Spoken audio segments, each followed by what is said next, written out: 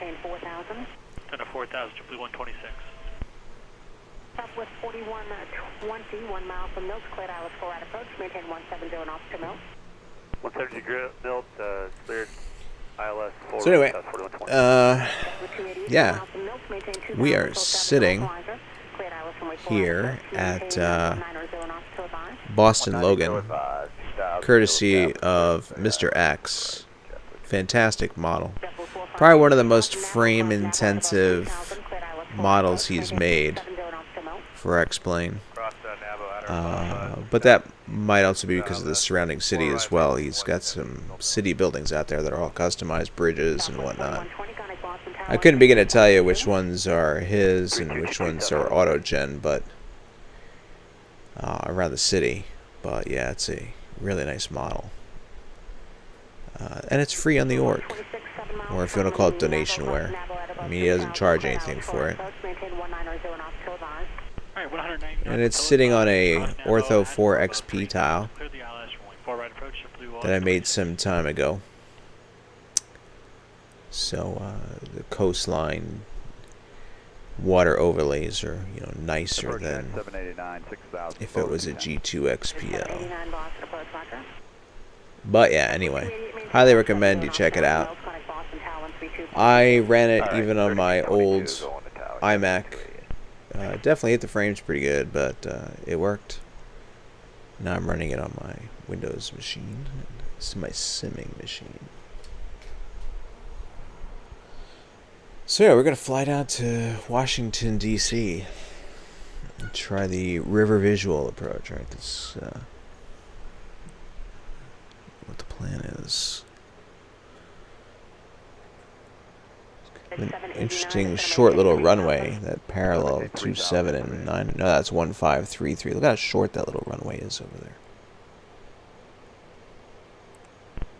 We'll have to check out the runway length when we look at the when we have a look at the airport diagram. We're in the IXEG 733. I've been flying that a fair amount lately. 320 down to 3,000, Redwood 350. So here we are.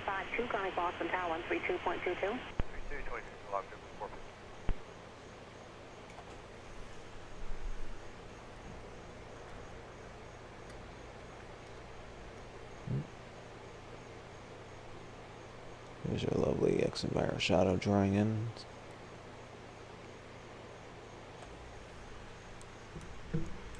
And it's a really cool livery.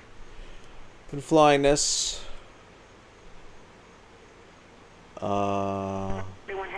What's a nice curve value for the coast in Ortho 4 XP? Well, okay, I feel like you might be combining two terms that they use.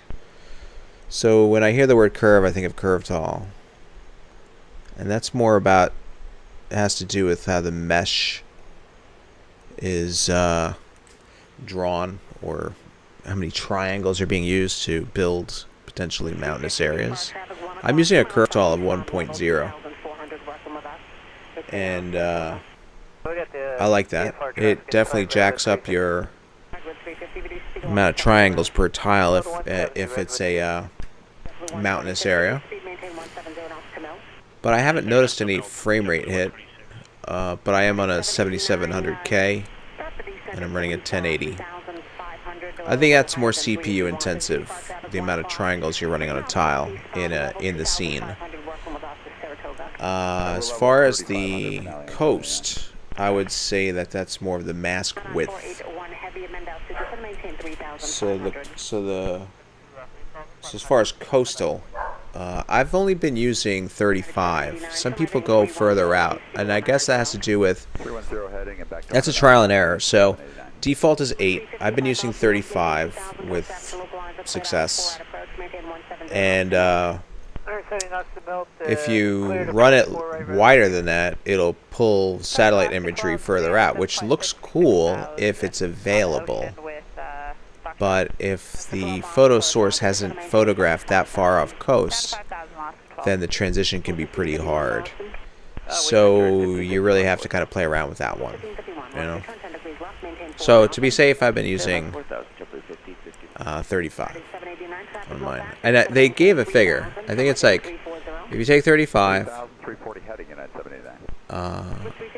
I think that's 3222 Redwood 350, good day. 1 unit is 3 meters, I believe it says it in the instruction manual. I think it's like 1 unit is 3 meters. So 35 would be like what, like 90 meters, something like that. You know, somewhere there, like 100 meters, let's say. And then multiply that by 3, and then that's close to how many feet. You know, obviously you'd have to conversion of, yeah, meters, just over 3 feet. So, you know, that's like ballparking. I might have a little bit off, but I'm talking, you know, now we're talking about like somewhere around the 300-400 feet offshore. But it might have been even more than that. I can't remember now that I'm thinking about it. You know, something like that. So it's pretty easy to convert, like how many feet offshore that's going. So anyway, let's get this thing going. Yeah, no problem, sub. Anything I can do to try to answer a question, I will. Just share what I learned. I can't claim to be an expert, but I've definitely learned a lot playing around with it. So anyway, I'm gonna go ahead and log on to the Pilot Edge network, even though. Oh yeah, that's cool. Did he share like what he used, his settings and everything? 170 to milk, then over to Connected to Pilot Edge. Last approach K24 Bravo 4. Here, 24 Boston approach. 941 heavy, turn right heading 360, intercept the localizer, descend to maintain 2000. Right heading 360. I'm gonna bump down the volume of the ATC just a touch. JetBlue 1551, okay to start slowing down. 1551, speed 190. Go to 70.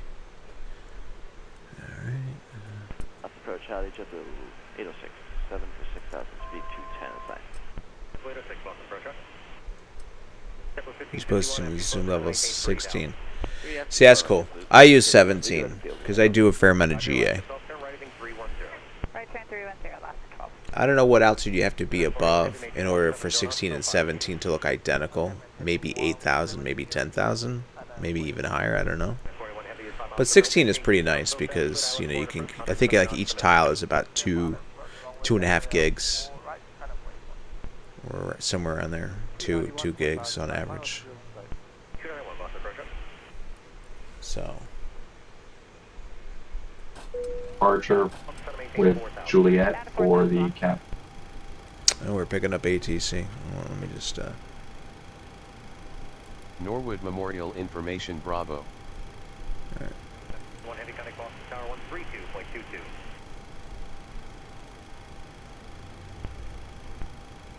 All right, so Down to 3,000, 010, join the localizer, Alaska 12. why am I not seeing anything on that display? 1551, reduce speed to 170. I hope we didn't. Oh, okay, never mind. I was about to say, I hope we don't have like a failure. I really feel like dealing with failures this flight. All right, so AP is running, so we can put this on. And then we'll go ahead up here and get these. 6 miles from Milton, then maintain 3,000, so establish clear Atlas runway 48 approach, maintain 190 knot. 190 on speed. Go ahead and open the windows. Clear to the Atlas 4 right for Alaska 12. I should have done that for the APU start. 51, turn right heading 030. Right, 030, 10,000. Okay, yeah, that's cool.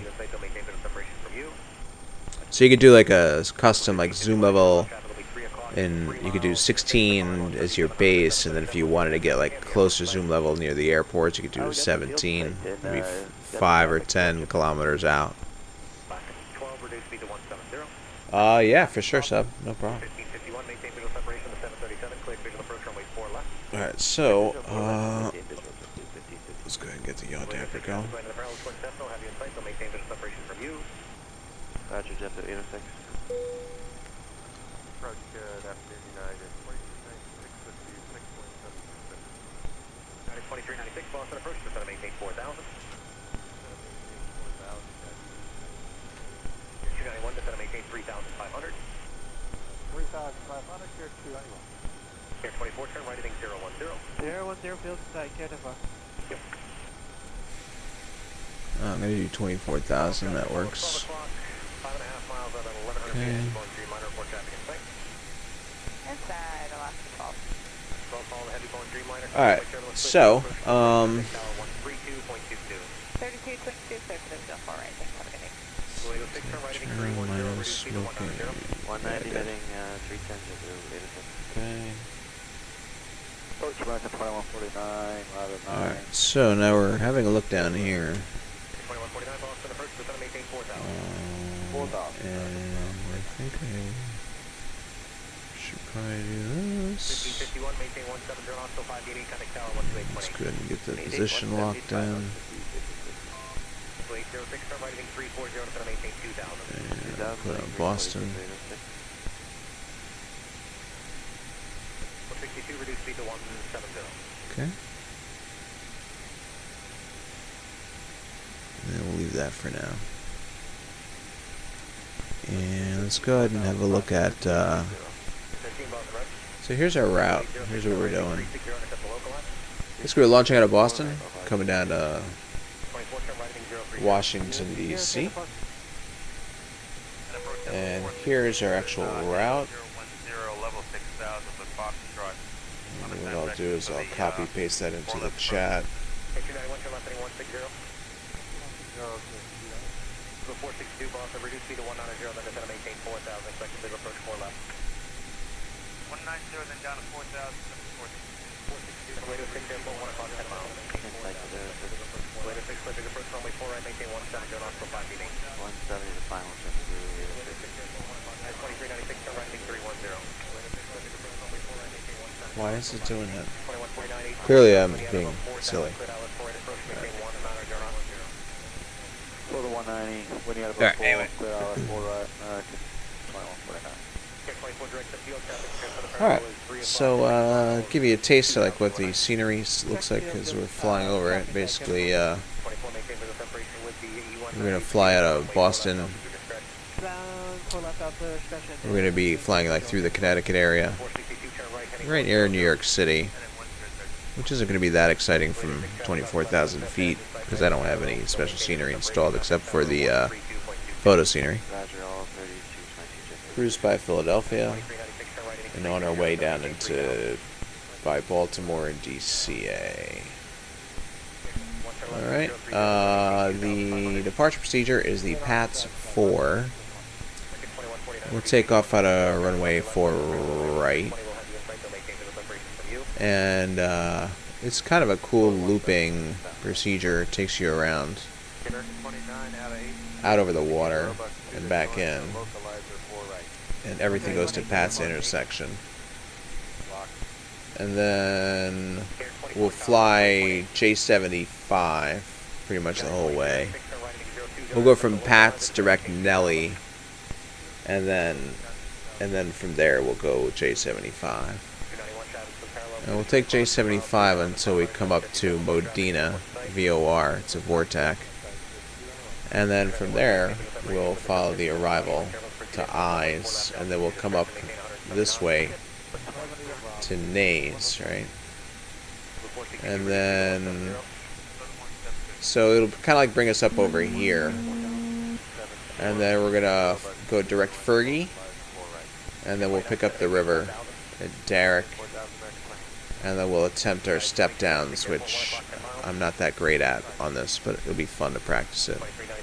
And we'll fly into Washington, D.C. So, hopefully that goes pretty well. See how it actually does go. Okay, let me actually bring up our report diagram here. Alright, cool. So we're parked like one of the terminals over here, I think. And so we're going to go to 4 right, so we'll end up going down Bravo along the edge of the ramp, Alpha, or we'll, it's going to, oh no, it's Alpha along the edge of the ramp to Bravo, to 4 right. Okay, cool, so we kind of know what we're doing there. Alright, so for the PATSS, let's see. Basically what we're looking at here is 4 right. Climb 036. Then to 520, then direct NAT, or NANT, whatever you want to call it. Herbie, at or above 4,000. Then depicted route to PATSS, maintain 5,000. So we'll put in 036 on the heading and 5,000 on the altitude initially. Good. So we got our flight directors on. Heading 036.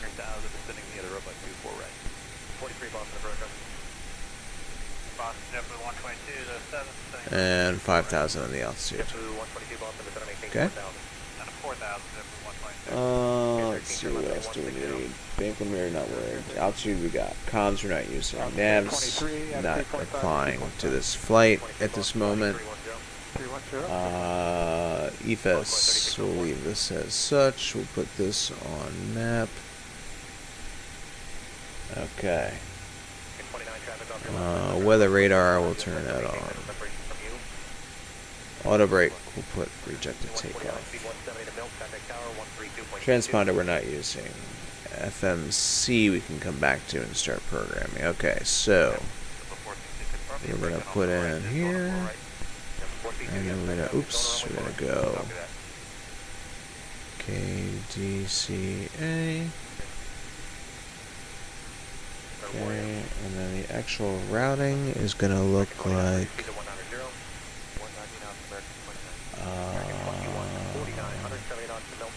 PATSS Nelly.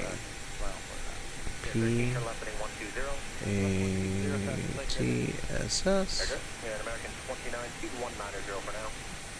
and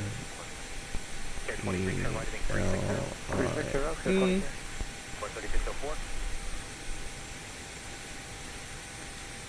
J75 MXE. J75 on the left side. And then MXE. Okay, and then I think that's it for the actual route. After that it's Clipper 1. Okay. I'm gonna go ahead and activate, execute.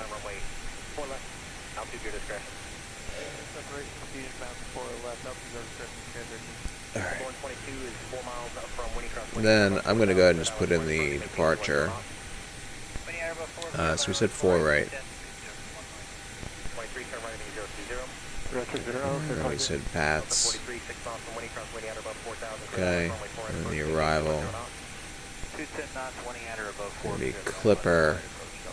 Okay.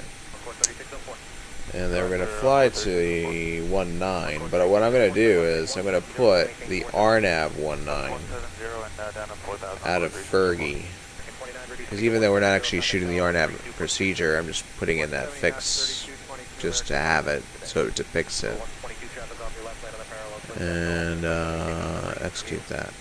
Alright. Cool. And then if I click on route, alright, got all that. And then I got my takeoff. I don't have any numbers here yet, so we're gonna go to perf and net. And what is that showing? 23. Alright. Okay. I didn't want this much. Oh, that's because I have the relaunch sim. Alright, so let's go ahead and do this. 15. Do instant.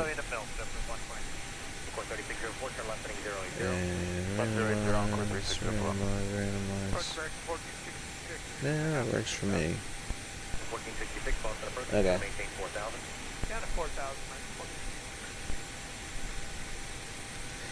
Alright, so zero fuel is 106.8. 6.8. 43, reduce speed to 170 to mil. 170 to mil, 3604, turn left, heading 050, traffic parallel, 12 o'clock and 5 miles, 5,370. Airbus 319, report traffic in the airport, right? Alright, and then, what do we want next? We want, cruise altitude 240. Cool, so we have that, and 20 degrees, everything's in agreement. Gearing, coming normal. Approach JetBlue 50, level 6000. JetBlue 50, Boston approach, turn left, heading 020, 718, 4000, will be back for the visual approach, runway 4 left.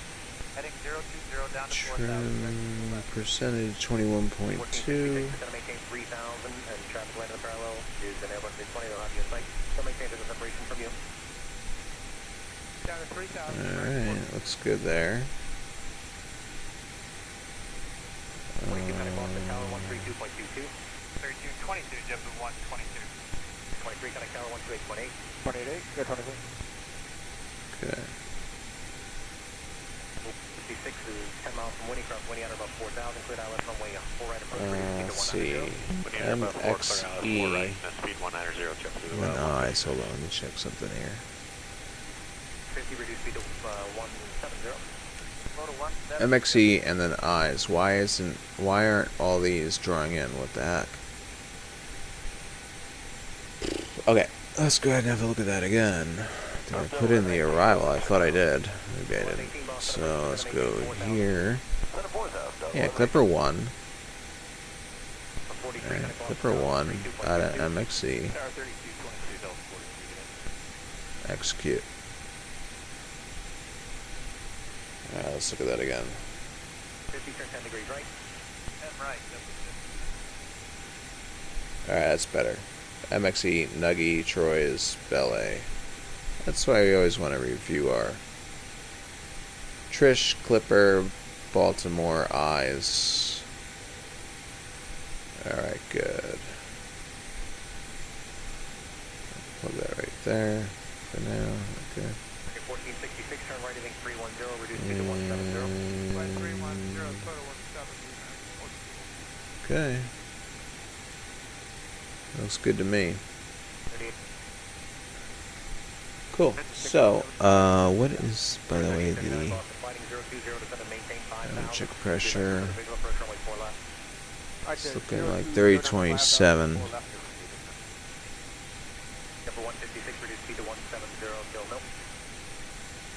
Okay. Alright, so we have our FMS all set, programmed. Speed 170 mil, JetBlue 156. Set up our pressurization in air. What is the landing altitude? Elevation.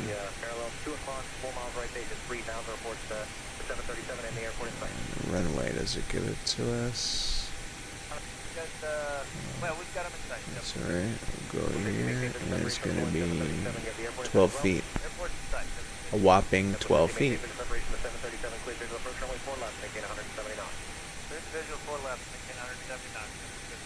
Okay. Alright. Now. Switch your head down a touch.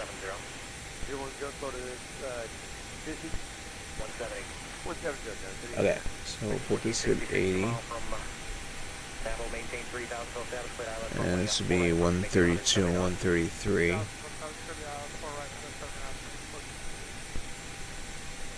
Delta 723, descending through 7.7 on the ocean for arrival. For one, Delta 1118, descend to maintain 3000. Believe 400, Delta 1118. 723 Boston approach. 140, 155. Put this at 210. And it's going to go to 140. 132.22, 3222. Alright. So we have our speed bug set, our airspeed cursor. Hey, 210, what's going on, man? It says here we can get our pushback clearance. So I just downloaded the latest better pushback plugin. Let's see what that does for us. Pre-plan. Oh, let's get preferences. Explain language. Auto disconnect when done.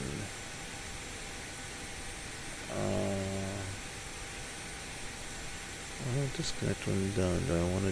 Let's go ahead and see what that does. Okay. Save preferences. Okay. Let's go ahead and just start a pushback. So pre-plan. Check it out. It's got like a cool looking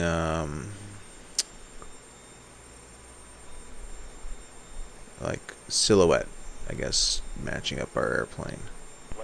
That's new compared to the other version I had. And what's also interesting is I can feel it sort of snapping when it lines up. So that's also interesting. Alright, and 3222, we'll see you guys, JetBlue 156. I guess the way out of here would be, let's see if I do this. Okay, if I hit, so place a segment like here, Got the airport in sight, looking for traffic. and then we'll do another one like this. We're gonna sort of make a turn. 3839, maintain visual separation with the Airbus. Clear visual approach runway 4 left, maintain 170 knots. After the visual 4 left, maintain 170, maintain visual separation with the Airbus. Plop it like right there, CRJ off your left, land of the parallel runway, has in sight, so maintain visual separation. and then we're gonna hit enter. Ground to cockpit. Plan acknowledged. Call me through the menu when you are ready. So good. All right, so we're gonna go ahead and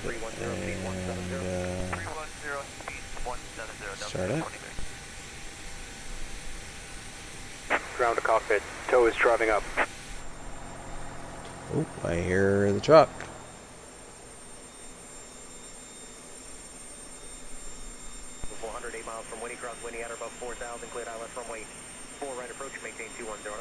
I'm gonna hit the brakes, release the brake to get the jet bridge off of us. Here he comes.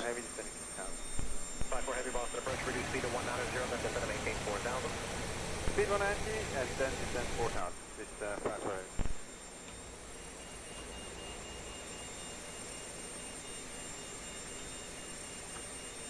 1118, reduce speed to 160 and contact tower 132.22.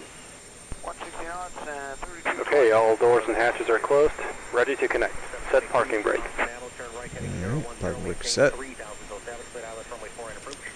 Delta 723, right turn to 010, maintain 3000, clear the ILS 4 right approach. Reduce speed to 160 and contact tower 128.18. Total 160, 28.8, every day, 30%. Approach Gear 421, 4200 descending with Foxtrot. Gear 421, Boston, roger.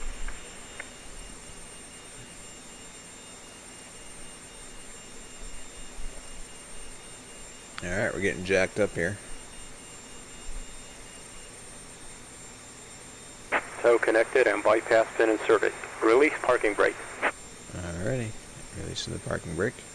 Starting pushback. And you may start engines. Alright. So while it's happening, let's go ahead and get the engine start going. Let's go ahead and do it there, and then we're gonna kill that, and we're gonna do that. We should see the start valve open. We can hear the sound of that. Got our N2 on the rise. We got a movement of oil pressure toward positive. N1 is moving. Approaching 25%. Let's go ahead and light that up.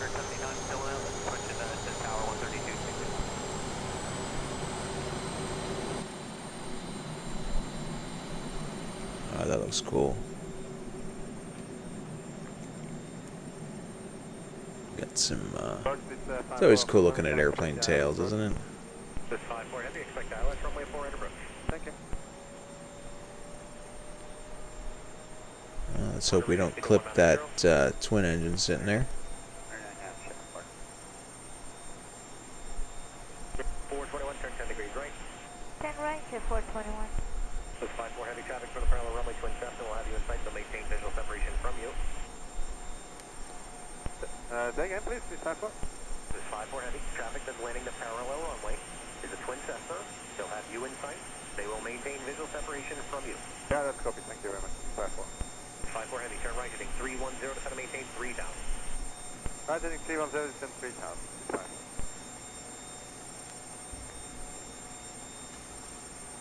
So cool. So cool. Let's go and get this other one going. Okay, start valve open. And 2 on the rise. Low pressure's coming up.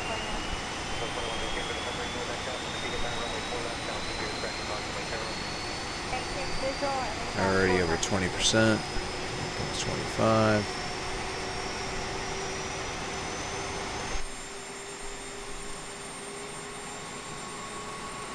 Operation complete. Set parking brake. Alright, so 173, 5-4 heavy, 3 miles from Nano, turn right heading 010, maintain 3000 full established. Cleared island, runway 4 right approach. Right, heading 010, maintain 3000 stop. Zero established. Boston Logan INTL information Charlie. 1800 Zulu weather. Wind 090 at 10. Visibility more than 10. Sky clear. Temperature 19. Dew point -20. Altimeter 3024. Arriving runways 15 left, 15 right. Departing runways 09, 15 right, 14. Advise on initial contact, you have Charlie. 16, turn 10 degrees right. 10 right, high series 16, we got the airport and airport left. So 2143 traffic right on the parallel runways at Twin Cessna, they'll have you in sight, they'll maintain visual separation from you. Copy that, Southwest 4143. Boston Logan INTL information Charlie. 1800 Zulu weather. Wind 090 at 10. Visibility more than 10. So it's disconnected and bypass bin has been removed. Hand signal on the left. We'll see you next time and have a safe flight. Alright, see you later. 3024. Arriving runways 15 left, 15 right. Departing runways 09, 15 right, 14. Advise on initial contact, you. Okay. So, now that we have engines are up and running, tows disconnected, let's go get rid of that. And I'm going to turn our pitot static heat on. We'll get the airflow off the engines again. Kill the APU bleed. Activate the pressurization system. We're going to go ahead and shut off the APU. Put our niters on continuous. Turning on our taxi lights. Runway turn off. Wing illumination. Alright. Cool. So, let's go ahead and roll on up here.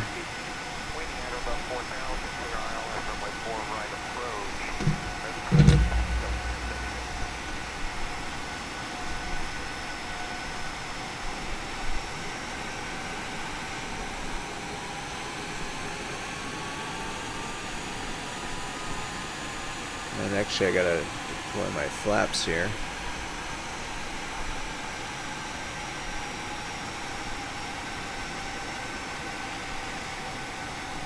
Okay, we got our flaps set there.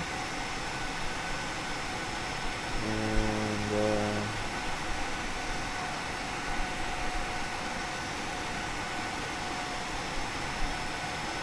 set our trim. We'll trim 3.5. Okay. Cool. So we're rolling up on. It's Bravo at there. I'll go out on Bravo. Hey, Black Belt, what's going on? I could swing around Alpha too, but I'm gonna take. Whoops, wrong airport tag. Let's go back over here. All right, so we're coming out on Bravo. We're gonna hang a right, follow Bravo all the way down to the runway, basically.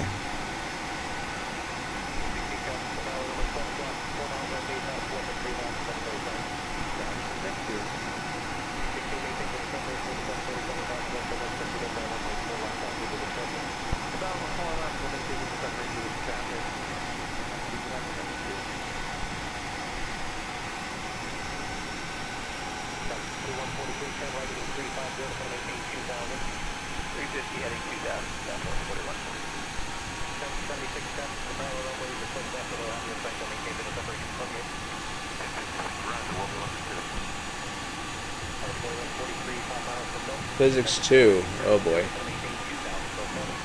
Yeah, I remember taking physics.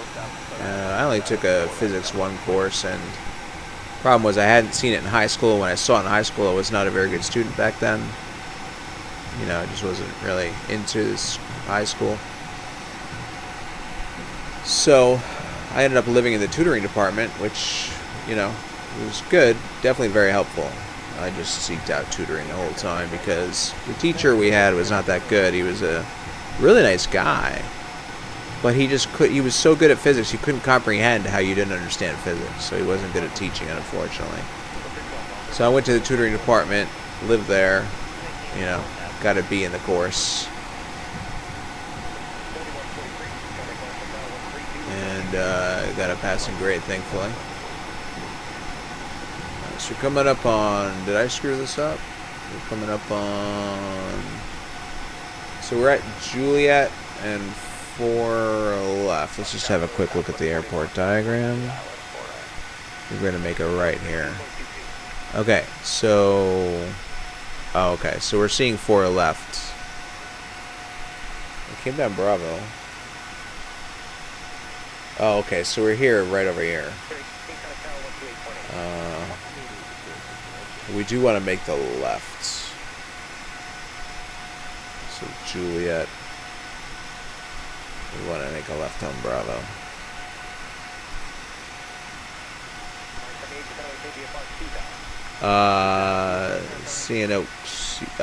Yeah, for sure. Yeah, once it clicks, you're like, oh yeah, it makes sense, but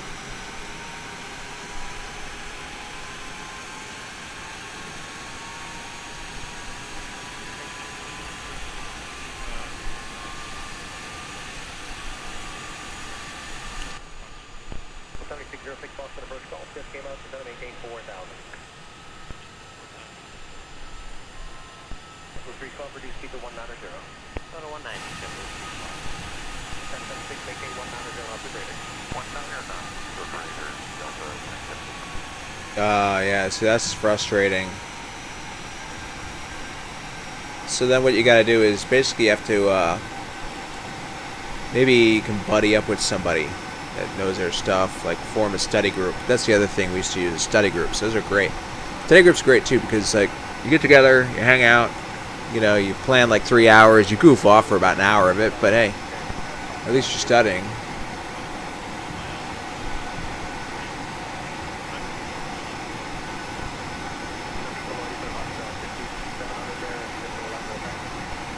Okay, here's 4 right.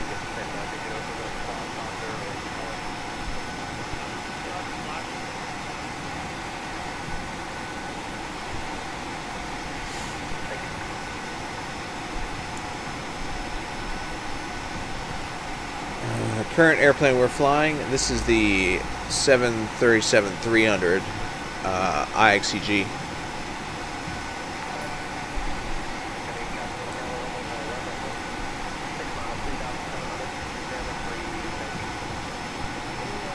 Stampo 187, thank you very much for following.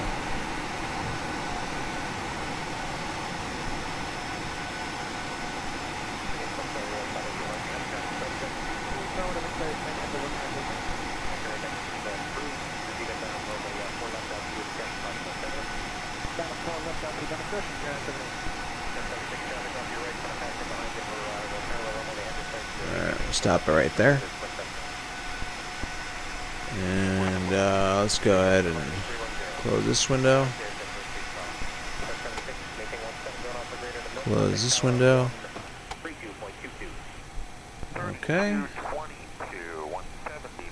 Auto throttle. Strobe. I should put that on before I got on the runway, but alright. I think we're good to go.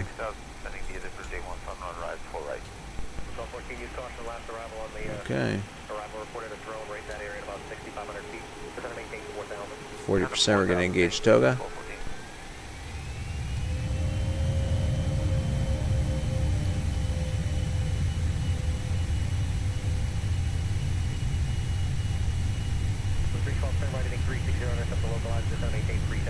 Your speed's alive. 80 knots.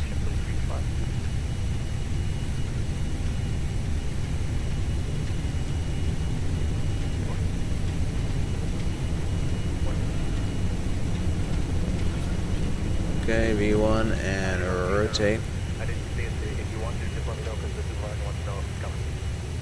Got a positive rate. Gears coming up. Apparently we have a ILS frequency tuned in right now, so we're going to hear that warning. We're going to ignore it.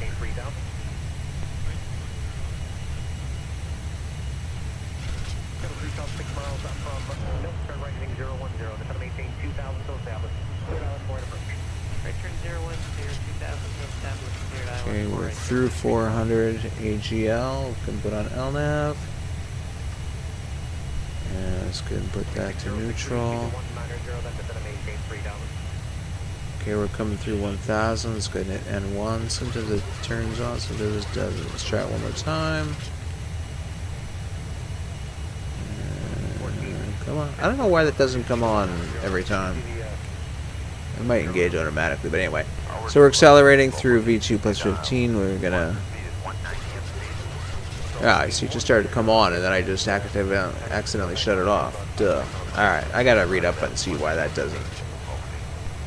We'll go flaps up. Coming up on 210 knots.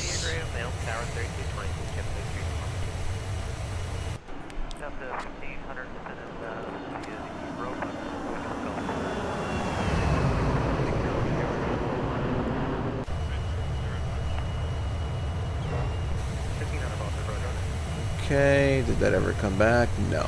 Alright, whatever. That's annoying me. Let's start an acceleration at 250. Let's see, yeah, 250. Okay, so 250 knots.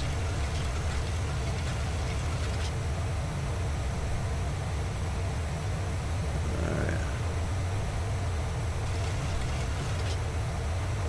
Yeah, the only problem with windows open, obviously, besides in real life, the wind blast, would be that the pressurization won't kick in.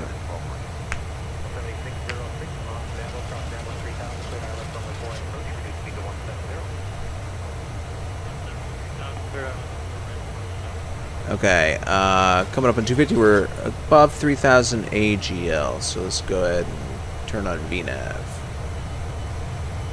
Let's see what it, okay. Is it FSX or a more recent version like P3D? Oh yeah, so, you know, so, I don't know if I'm saying your name right, but this is this is X-Plane 11. So what you're seeing here is X-Plane 11 with photo scenery, which is really nice. Right now we see water, obviously. As we go back out, we're going to get back over the land shortly.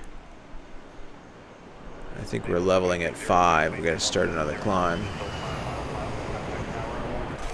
So we're going to pretend that ATC comes to us and says, United 50 is climbing, maintain 240. So we'll go ahead and engage that.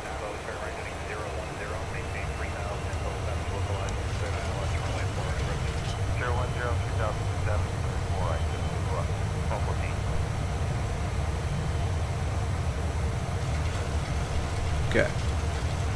Yeah, this is a really fantastic add-on aircraft, the IXEG 733.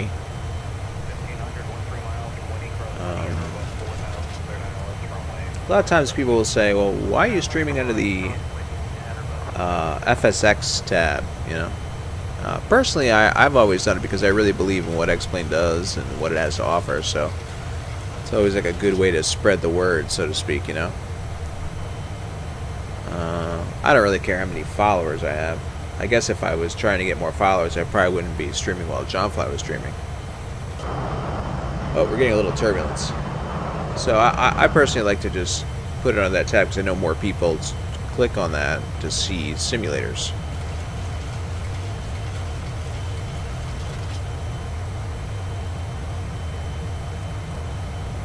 Alright, we're climbing through some cloud layer.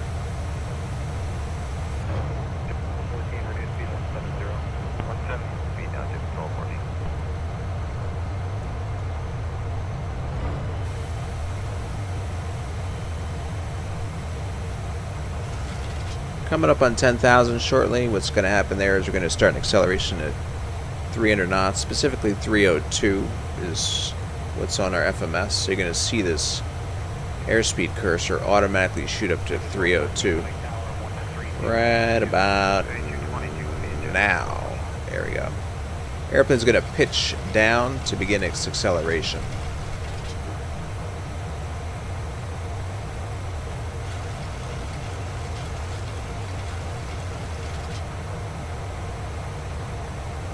Well, compared to FS98, I mean, I personally haven't flown FSX or FS98 or whatever, probably since 98 actually, or whatever version was out. Yeah, it was probably 98 because a buddy of mine had that on his computer, and it was pretty cool. I was flying X-Plane back in version 3, which is probably around there. X-Plane version 3, version 4. So if I were to say between X-Plane and FSX98, wait, that doesn't make sense. FS98 and X-Plane 3 or 4.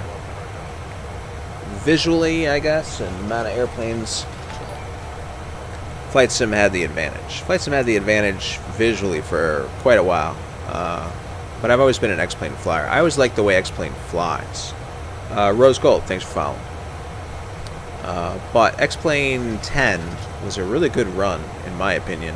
The interface has always sucked in X-Plane until X-Plane 11. X-Plane 11, the interface has been gone through huge improvements. So X-Plane 11 is really great. I think when you hear a lot of opinions given, like I like P3D, I love FSX, I love X-Plane. Well, really, I think a lot of the stuff that I've always seen on the FSX and P3D side was whenever they say how much they love their sim, quite often it has to do with really the add-ons. I like my PMDG, I like my Aerosoft, I like Airs Boston, we just took off from over here.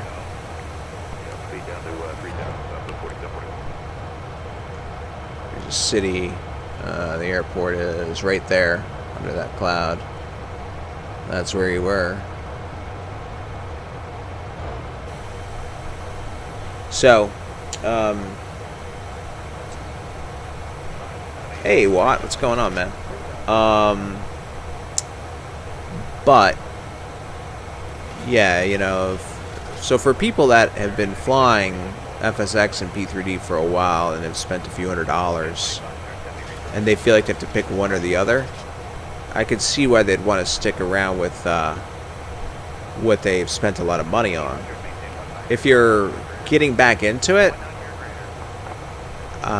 I would strongly consider just going right into X-Plane personally. But again, you know, I've been flying this for a while. I wouldn't say I'm biased because you don't have anything against P3D.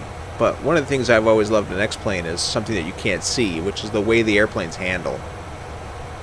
So I've always enjoyed the way they fly, sort of like this feeling of flight you get when you try to line up for an approach and land.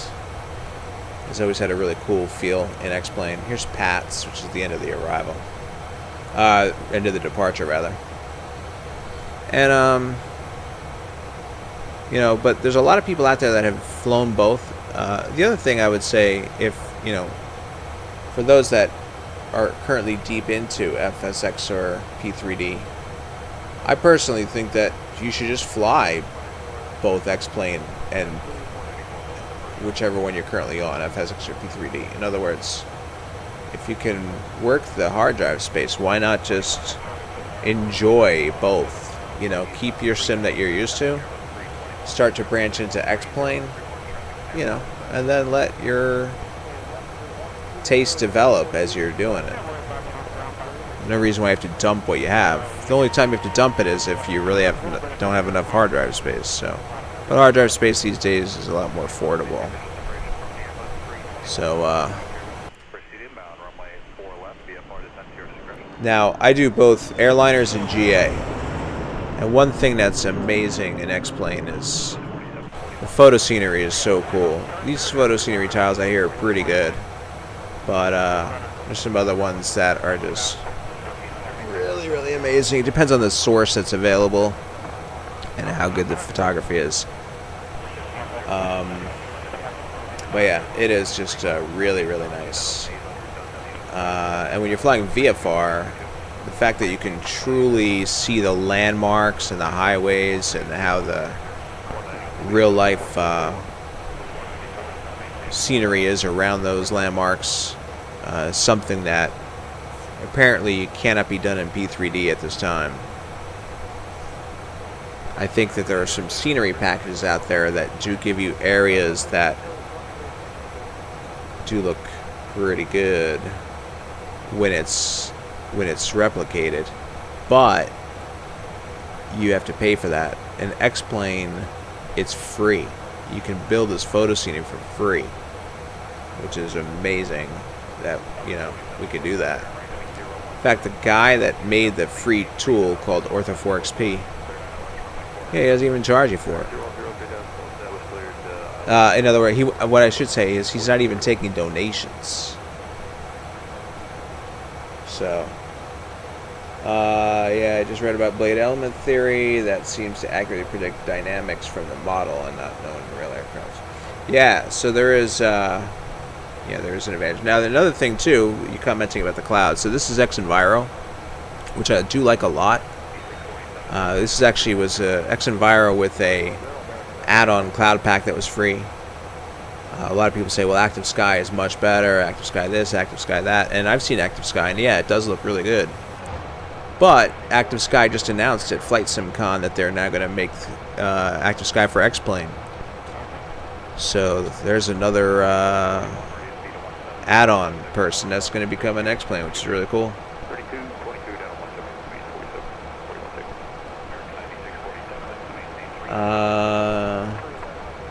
Yeah, black belt. I don't know, because I've never used one. So you know who? I don't know if you follow Val Dudes. He does a fair amount of racing. And Sim Dude, Sim_Dude. He used to broadcast under Bonanza Dude, but he also does a lot of other stuff. So either one of those guys I'd reach out to and say, hey, have you tried a few different simulation, racing, wheels, and do you like one over the other? I would check in with them. So Thrustmaster makes a wheel as well, huh? No kidding. What is that flashing line on the bottom right corner between the two displays? I don't know. I probably missed it. You talking about, like, was there a flashing line here or something? I probably don't have it in the same angle that it was when you saw it. Yeah, we're at cruise. We're just doing a level 240. So it's interesting, these shuttle flights that go on between the Northeast and Washington, D.C., they don't go very high typically. We can put this on. I'm going to click on the Kavik button in a minute so we can enjoy some more of the photo scenery. Although it does look cool. I love it when there's like a scattered layer of clouds that you can see some clouds yet still see the nice photo scenery, but it's actually more of a broken layer. In front of the throttles between the two green text displays. Okay. And you're asking just above the green display to the right, actually. And what you saw some. What is the flashing line? Like, was it in here? Like just some sort of artifact you're asking about?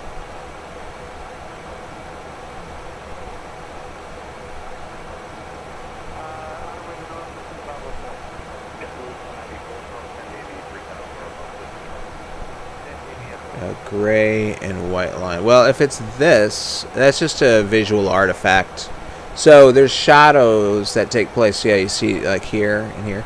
It's the sun sort of coming in, but their cockpit shadows are not perfected yet. So sometimes when you like move the display around, it blinks. Kind of like the same way we see like this crap here. I think there's like a Fly with Lewis script you can download and it sharpens it up, but I haven't tried it yet. Sandero, what's up, dude? How's it going? How you been, man? You know, it's funny, Rush. I always forget that you changed your name to Sandero, so like every time I see you on, I don't always register it. But I haven't seen you stream in a while. Hope all's going well. Hope flying's going well. Hey, Rain Dog, how's it going?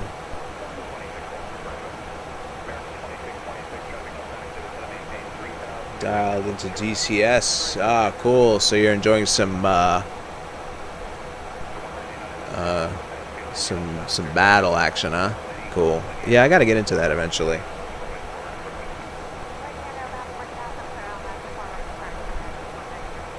How's the Airbus treating you? How's the real life flying treating you, basically?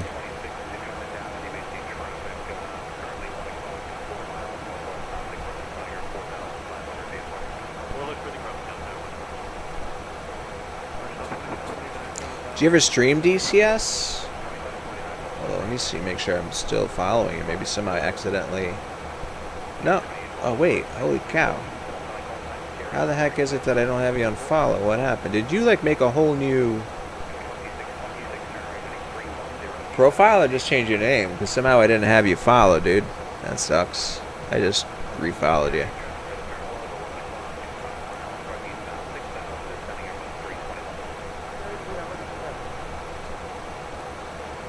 Alright, so what's cool with XEnviro is that you can actually come up here and go to XEnviro and click on Kavik, and it kills the clouds for the time interval that you have it set to scan. It still has the weather loaded in, like the winds, and I think somewhat the visibility. But it allows you to enjoy the scenery. So since I'm not actually executing any procedures right now, I'm gonna just go ahead and enjoy the scenery. I wouldn't do this if I was, let's say, coming in on an approach. Yeah, exactly.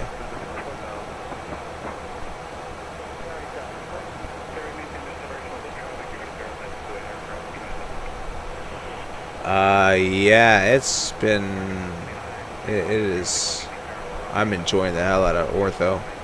I've been playing around with the settings. Learned a lot from JSNAV, of course. And, yeah, I've been redoing some of my scenery out west in the pilotage area, Rush, and it's even better than this. Came out real good. I don't know if you do ortho. Do you fly X-Plane? I can't remember. I was watching some of your Airbus streams. I can't remember if you were doing that in like the JAR or in the P3D platform. Nye Babby, thanks for following. For those of you that don't know Sandero, I would highly recommend you give him a follow. He's been doing more DCS lately, but he flies real world. And he's very forthcoming with information, knowledge. Really cool guy. So definitely give him a follow and keep an eye out for him. Cool thing about this hobby is your interests shift. You know, you can always kind of slide back and forth between whatever you're into. Yeah, the Flight Factor 320, they just posted some new screenshots of that airplane, and it's looking real good. In fact, it was a lot of people had a reaction like, wait a minute, it looks too gray and white. But apparently it was like the lighting changes a little bit. So, but it somebody came on and reassured everyone, no, it's actually still the right colors. It's just the way the light hits it. So, but yeah. Yeah, if you see Sandero streaming, you'll definitely learn a lot.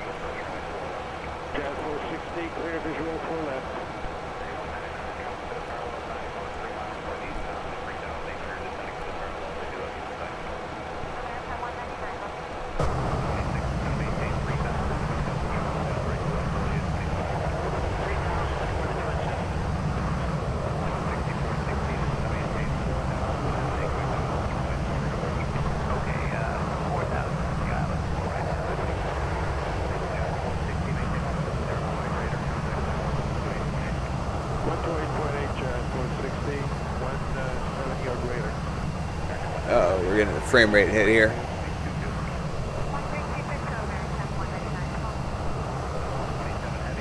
Come on. Fix yourself. Don't crash on me now.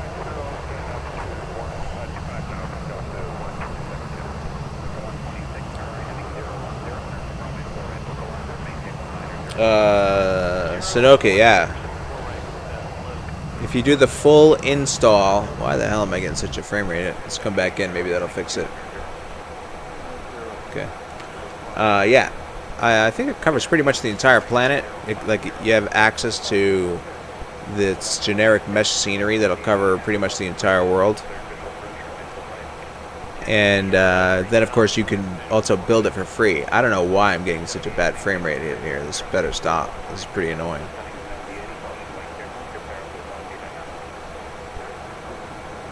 I'm getting 1 frame per second. I don't get it. I'm gonna look up at the over. Oops. Oh, that's weird. Yeah, it went back to normal.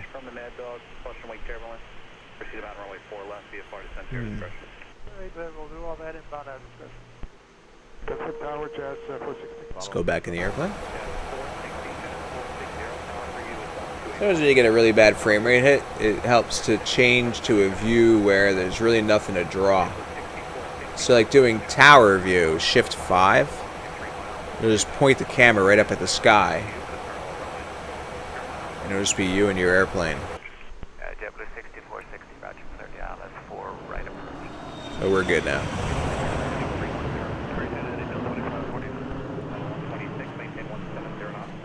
Oh, you're on a laptop, huh?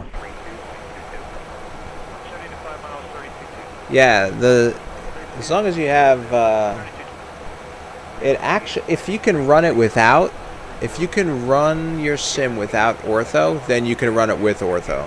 At zoom level 17, I had been running it on my old iMac up until 10.4. So, and I remember when I installed ortho, I was like, oh, I'll give it a try, but I know it's not going to work. And then I was like, oh my god, I'm getting like 3 or 4 frames better. It's actually better with the ortho, so.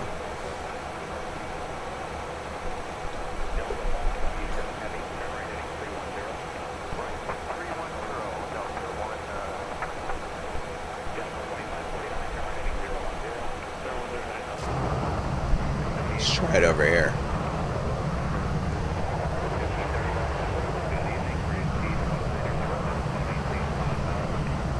Actually, hold on. Let me go back in for a minute. Let's see where we're coming up on. So we got Grecki out ahead of us.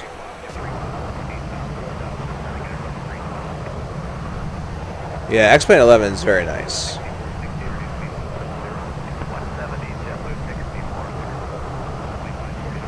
I like it a lot. I'm just waiting for my Bonanza to finally get updated for it.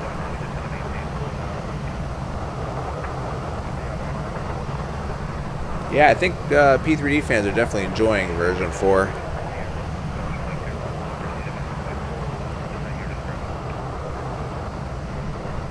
Okay, let's have a look at oops. Alright, so we're done with this airport diagram. We're done with PATSS. So we'll zoom in a few clicks. And let's go ahead and switch over to here, and Grecky's right here. So you can see we're north of Long Island. I live like right here. That's where I'm sitting right now. I'm sitting like right about there. Like maybe right on the corner of that little barb. Hold on, I'll show you on the tack chart better.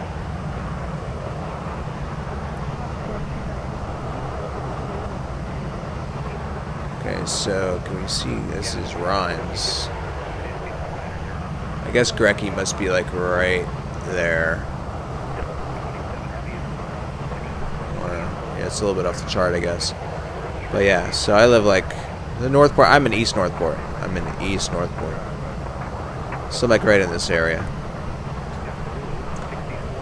In fact, I've seen the Deer Park VOR. It's on top of a hill, behind a line of trees, behind a fence that says like FAA navigational equipment warning, death may occur if tampering occurs, blah blah blah blah blah. But it's kind of hidden. You would never notice. It's on a road that everybody drives like 50 miles an hour down, 55 miles an hour down. So anyway, and later tonight I'll probably drive over to Ashroken Beach right over here and watch sunset because it drops right over the Ashroken Bay. Beautiful place. So I'll do that after dinner. Oh, Islip. Yeah.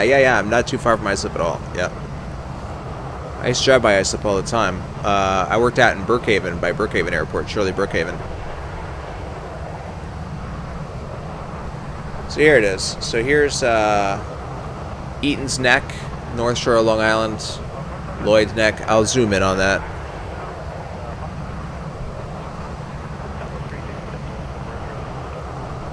Alright, so here you have Eaton's Neck, Lloyd Neck, and here's Ashroken Strip. It's a really nice drive. Cops down here are notorious for pulling you over even if you do like 31 miles an hour. The speed limit's 30. They have nothing to do. They're like a private police department of that town. So if you're doing 31, they'll pull you over. So you just set your cruise control at 29 and just enjoy the drive. It's about 3 or 4 miles. Not a big deal. And then there's a pretty cool beach along here. It's called Sand City. And here's the bay. A lot of jet skiers, boaters hang out in here. It's really nice. Northport Harbor is like over here. Really cool place. Pearly G, how's it going? And so Islip, I guess, from here would be like out in this area, I think. Here, or maybe out this way. Yeah, probably in this area. So, and then here's Robert Moses Beach, Barrier Islands, and then of course here's Connecticut shoreline. And I'm like right, I guess, in this area, I think.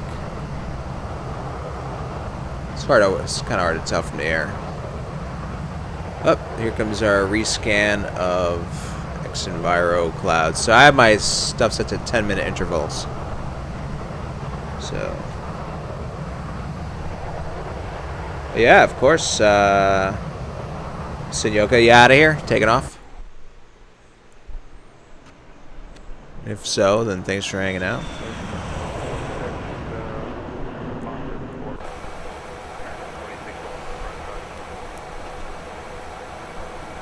Oh, New Jersey, just below Staten Island. All right, cool. Yeah, my friend lives out. Well, she's a little further south by like Tom's River. So you're by like the Outer Bridge Crossing. Are you closer to Outer Bridge Crossing or Gothel's Bridge? Yeah, so what they did with the Enviro, when you do a search on xplane.org, it's for free. This guy made this amazing replacement texture set. They're called Enviro Experimental Clouds. And they're awesome. They really do look realistic, don't they?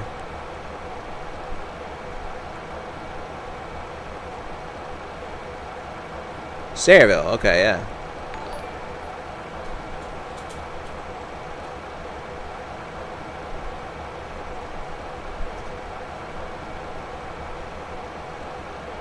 Nick 298. Thank you very much for following.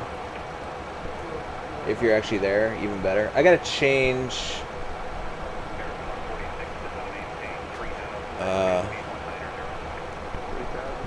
my greeting to say something like, thanks for following, say hi if you're real. Not that they're not real, but you know, apparently we have this new feature in Twitch that, I don't know, I don't know how it works, but you can like set up. Let's do another Kavik. Okay. So here's New York City, here's Manhattan. I don't have the DigiWiki, whatever you call it, New York City. I gotta install that. But otherwise, that's why we don't see any buildings being drawn here. And we're not really close enough for the autogen to draw fully, so. And I guess like the zoom level of, this is Google source, in this area, they made it higher res, so it has a slightly different appearance to it. I don't know if I would say it's higher res. I think this is all zoom level 17 in this section, but it's just, I guess, was taken at a different date. I don't know, so it's kind of sticking out, unfortunately. But anyway, yeah, you can sort of see things like drawing, and it's all level of detail, scenery stuff. So, anyway, so here's Manhattan, New Jersey. Let's see, where is EWR? It would be, let's see, so here's Staten Island, right? Here's JFK's I got over here. And then you deal with the typical traffic nightmare of the Belt Parkway. And then you jump over the Verrazano Bridge, which is a beautiful bridge. And you go Staten Island. So here's Newark. I think this is Newark right here. I'm guessing. We'll see as we get closer.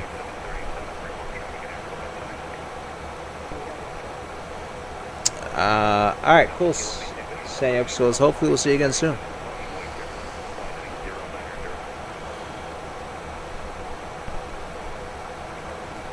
Hey Pedro, how's it going? Yeah, it's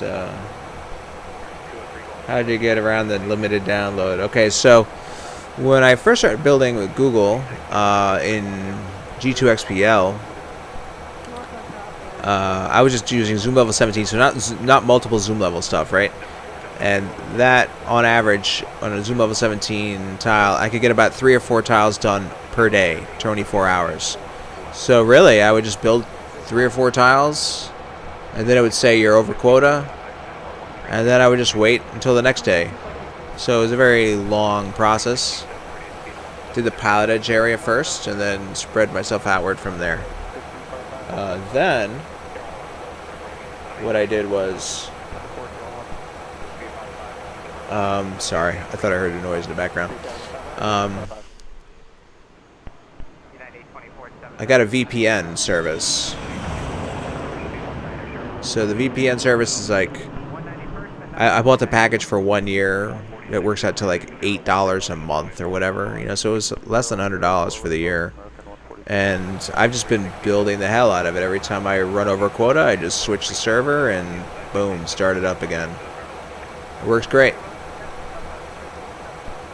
So I have a mix of Google. I have majority is Google, but then I also have Bing.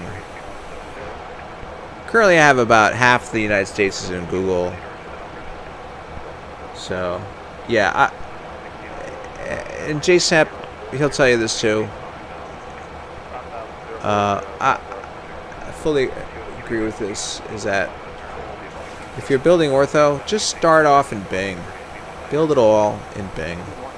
And then experiment. You know, hey, let me try this one tile in Google. Because some areas are better than others, depending on where you are. So, do you ever retouch your imagery? You mean like with Photoshop? Not yet. There's some areas I'd like to do that too in fix it. Areas I regularly fly, especially GA because you're lower to it. So.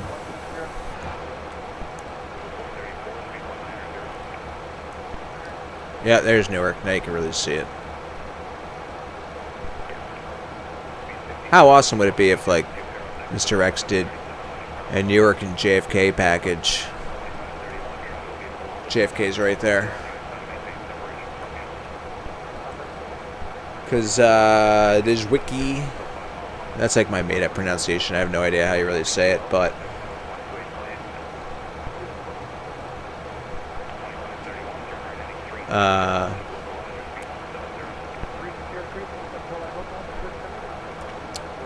he has this airport, but it hasn't been updated. It's just old textures. So I guess it's better than nothing, but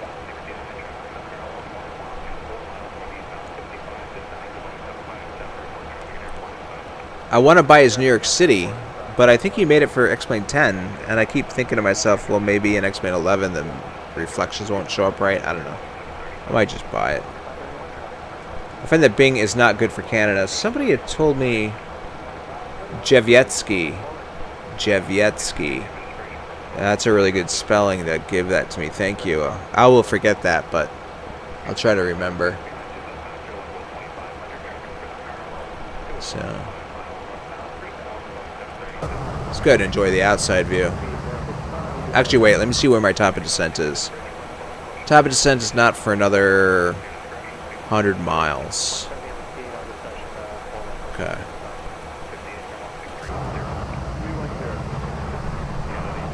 So, I know a lot of people want pilotage to come out to the Northeast, and I live in the Northeast, and done tons of flying in the Northeast offline before I got into pilotage.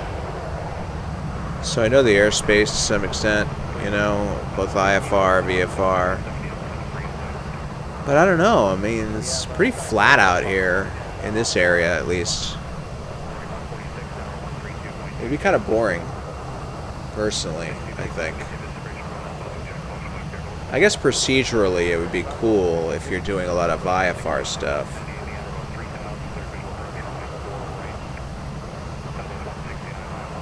So, we'll see.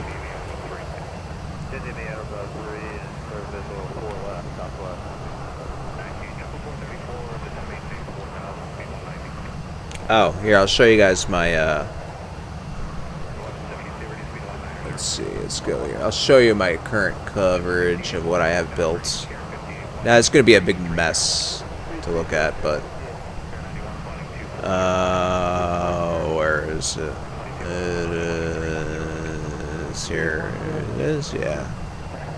Okay, so this is what I have covered. So I first started with just using lines to block each box that I actually did. So just the red was a Bing, and the blue was a Google. Okay, that was all G2 XPO. Then when I got into 4XP, well, that's why it says 4XP. So when I got into 4XP, these weren't done yet, so I just did them in 4XP. Quan 1357, thank you for following. Let's just check out what's going on here. Okay. Okay. So let me just zoom in a little bit more. Do I just scroll? Okay. So I kind of like made my own little, you know, Google's blue, Bing. This was like some old SimHeaven tiles that Josh had, and then also like P3 Ron, those guys. So when I first did my ortho, it was all out west. It was all Bing actually at the time. So I started doing 4XP, which you can see over here, 4XP. Then, of course, JSTAP has his own variant of Ortho 4XP because the dude's brilliant and makes modifications. So when I got my hands on that and I started building tiles with JSTAP's modification, I called it 4 Snap XP, SXP. So like I redid all that. And then the green is, this is, what's, USA 2. So I did like the whole Grand Canyon area, which looks awesome in USA 2. So yeah, it's kind of my coverage, what I have. I still have to like redo the coastline in the latest version of 4XP. So I gotta do that. I had a couple of Bing tiles I liked that I thought looked better in some ways out here. And the reason why there's these black lines on my map was what I did was because especially when I had a smaller hard drive, I traced the lines of the common cities I flew between, and then I built my tiles to straddle those lines. Okay, so like I was flying, let's say, I don't know, I don't even know what this is out here, 36116. Where is it? That's Vegas, I think. That's Vegas. So, you know, let's say flying from Portland to Vegas, so I just traced that Seattle to Vegas, right? So I had like these holes in certain areas, and then eventually I filled them in, you know. So these are like my priorities along the black lines, you know. So total terabytes I'm using is about, right now it's about 6.5 to 7. So I have 2 internal drives, 2 6-terabyte drives internal, and then I have 1 terabyte SSD for my SIM and for my operating system. Now this area is amazing in Bing. This whole area that I did, that is basically this. Where am I? Oh, what did I accidentally, oh wait, hold on. Nope, I didn't want that. Okay, hold on. So, this area is like the, I guess, Appalachian Mountains, Smoky and Blue Ridge Mountains, and it's awesome in Bing. I would definitely take that over Google, because it's got like these fall foliage colors that are just incredible. So if you're building out in that area, I would recommend you build it now, because you never know when they're going to update their photo and it'll be gone. Like the version that you liked might just be gone. So, something to consider. Has Oscar integrated JSON's mods into this? I don't think so. I don't think so. But you can do it manually. I mean, he's got a couple things. One of them being it's like a triple zoom level. So you can just trace that out manually. You know, I've done that a couple times actually when I wanted to change something. Like I wanted more zoom level 19 than what he was drawing in. So.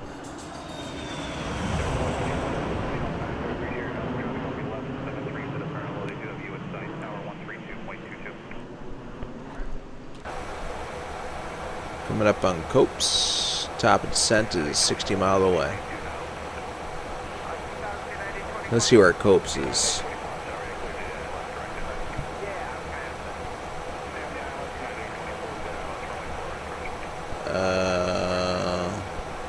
Right here. Ernestson, thanks for following.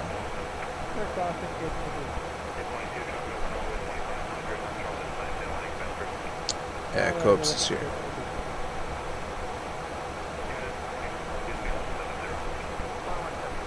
After that is MXE.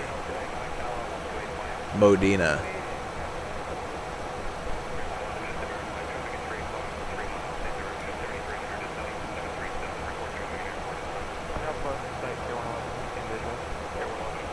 Let's look at the arrival. So it doesn't really make sense to me that they're saying that the top of descent is at Clipper when it's saying that, oh, non-turbojets expect 11,000. Turbojets expect 12,000 at Trish. So how could the top of descent from 24,000 be there? That makes no sense. Let's go ahead and actually look at this. What is it saying? So it's screwed up. The data didn't load in. What the heck is that about? I don't think so. So, what's the first crossing? This is gonna totally screw it all up. Let's see. Trish is 12,000. So let's go ahead and put in slash 12,000 at Trish. And it's pushing the top of descent all the way to there, so that's cool. And then let's hope that it will actually work. Top of descent is now only, what, 10 miles, 12 miles away. So I'm going to go ahead and put in 12. And, was it 12 or 11? 12. Oh, wait. But it did say expect to cross. Trisha 12, Baltimore 10, 250. And the lowest altitude on here is 10. So we'll just put in 10,000. And now I have to fix these speeds. Just to, well, actually, hold on. 250. See, I don't even see 10. Okay, hold on. Let me see if I can fix that too. Baltimore, 10 and 250. Okay, so where is Baltimore? 250 and 10. So put 10,000.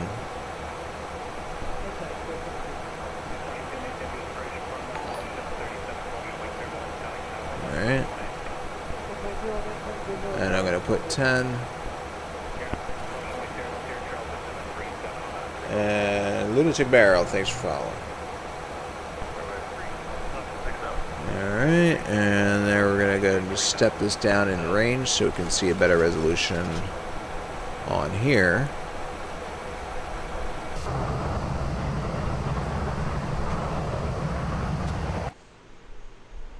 Glad we looked. We should have briefed that a long time ago. Should have briefed it on the ground, actually. Oh, yeah. Yeah. Okay, so by default, you can set it so to automatically withdraw whatever's the next step, zoom level. Yep.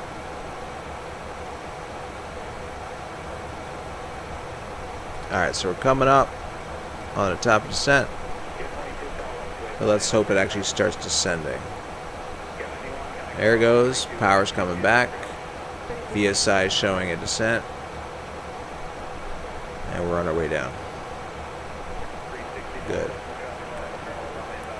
Alright. Showing that we're slightly above profile. We'll give it a minute, see if it catches up. Jeff Weidman, thanks for following. It seems to be staying relatively slowly coming back on a profile. Alright, so I won't mess with it then. I was going to give it a little bit of spoilers, but I don't think we're going to need to do that at the moment. River visual, that's what I'm going to attempt. Yes. Now, this is the, what do we call it? The,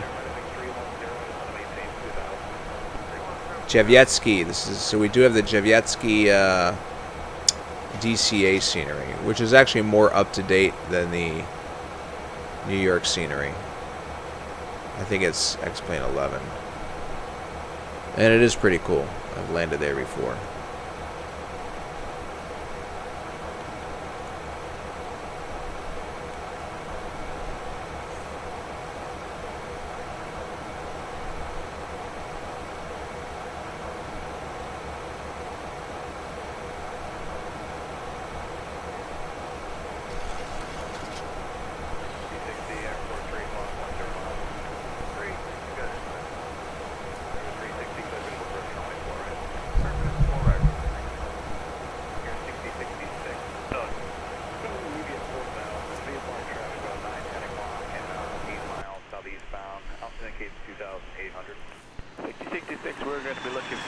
Let's go ahead and switch the ATC to like a Washington D.C. sort of approach. See if we can get something over there. Left turn 090, clear 265. Carrier 6066, reduce speed 190. Speed 190, bring carrier 6066. Brickyard.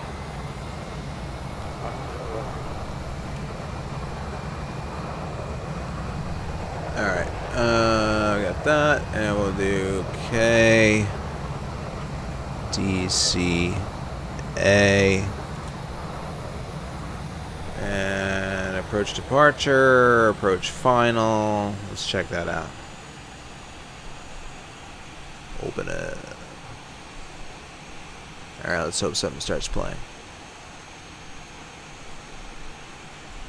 Oh, look at that nice river texture there. That's a good one. Might be a quiet day in DC on a Sunday.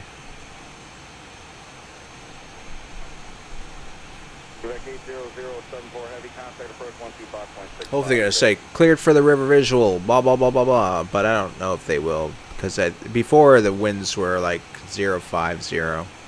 So we're going to basically be landing against, unless the winds have shifted. And look at that scenery. See, this is here also. So this is Bing, and this is, I think this is a Bing Town. And this is, you see how it's like a fall foliage, different colors. I got other ones that are further to the west. They're even nicer.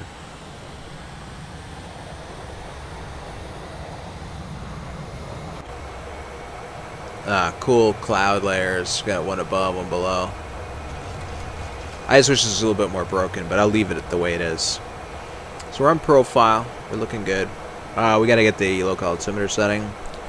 Let's just get it for the actual airport. So we're looking at, we have a scattered layer of 6,000, which should be fine. 00 at 10 knots. As of 52 minutes ago. What time is it? 53. Okay, so we'll just go with that for now. 3020 is the altimeter setting.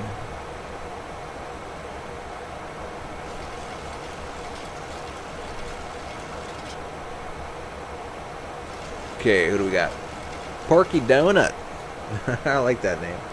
Welcome.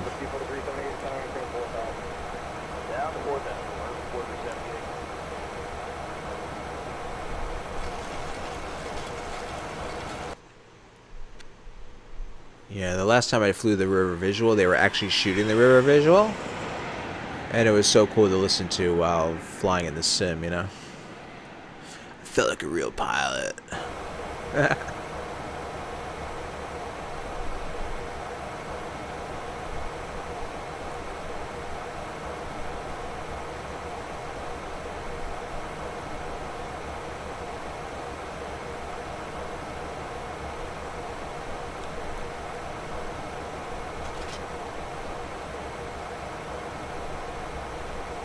Coming through a cloud there. Let's go ahead and put this back. I'm gonna go ahead and just put that there.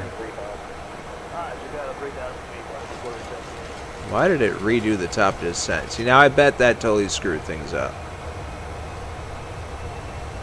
Oh, whatever. Now it's saying that we're 10,000 feet below. Man, whatever. I don't know, that's annoying. Maybe it's right, but alright. Either way, we had to be at 10,250 knots. Oh, okay, cool. Now it's somehow fixing it.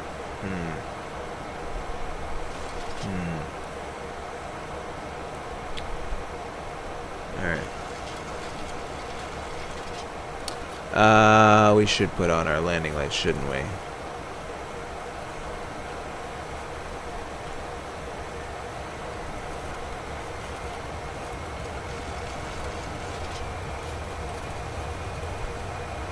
Hey, Bucky official. Is it Bucky or I don't know why I kept saying. I think it's PATSS said Buckeye, but I guess it's Bucky, right? How's it going, man? Been catching some of your streams. I don't know, for those of you that don't know Bucky official, he's been streaming, and so consider giving him a follow. Check him out. Bucky, yes. Cool. Yeah, everything looks good, man. You know, it's you got a good feed coming through. It's always good to have another streamer. Sometimes your audio is a little low, so I don't know, maybe turning on the mic gain. I know you bumped up the volume the other day on your mixer board, but on your on the software. But maybe consider also the gain a little bit or something. I'd like to be able to hear you better, you know. But it looks nice and clear, so that's cool.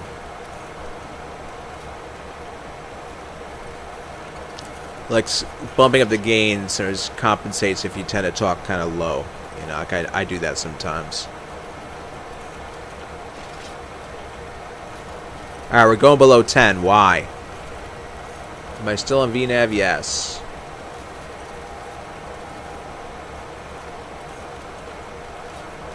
$10,000 at Baltimore. Why am I going? What? Why?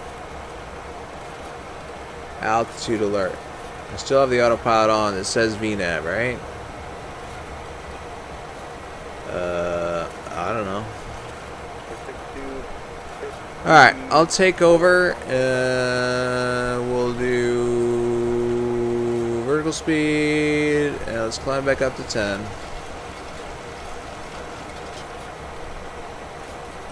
And I'm going to put this at 250 because it's got to be at 250 over Bucky. Bucky, I'm thinking of you, Bucky. Baltimore, rather.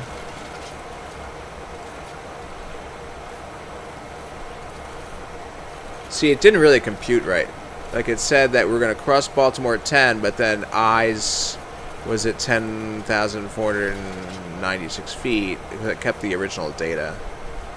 So either I did something wrong, or, you know, IXEG's FMS, they know that they're going to be working on, or continue to improve their FMS VNAV profile stuff, so, you know, whatever. Yeah. Yeah, so I guess it'll come down to, if you're sort of like a quiet talker in general, then you might just have to find a setting that sort of picks you up pretty well, without picking up like any kind of background noise, you know? Or maybe just simply putting the microphone closer to you.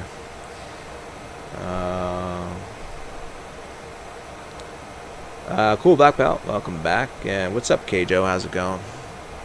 Alright, we're leveling off at 10, as we're supposed to be. We can see that the resolution now, we can step it down. Right, so, because when I switch the range of the scope to the next range, it's going to basically, I'm going to put it on 40. It's going to put the 40 at the top, and everything in here is going to draw in a little better. Or what is it? Yeah, down to 40. So here we go, 40. Alright, and now we can see this a little clearer.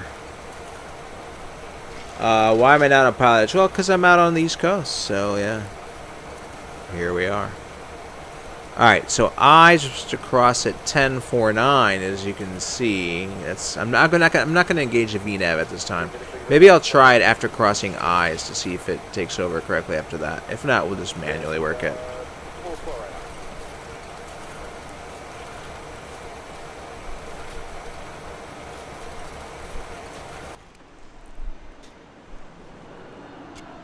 First full voice flight on VATSIM was pretty cool.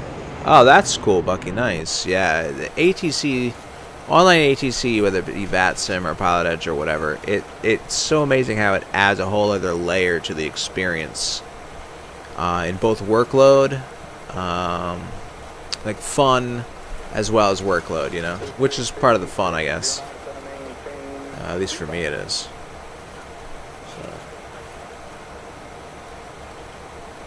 I remember when I first got on Pilot Edge, and I was definitely nervous about it, you know.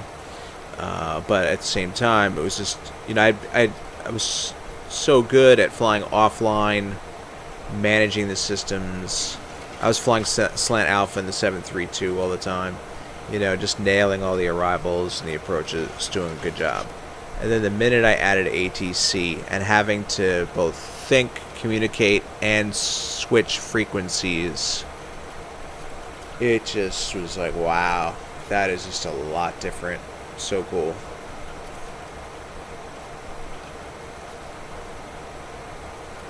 Eye of the Tiger. Nice.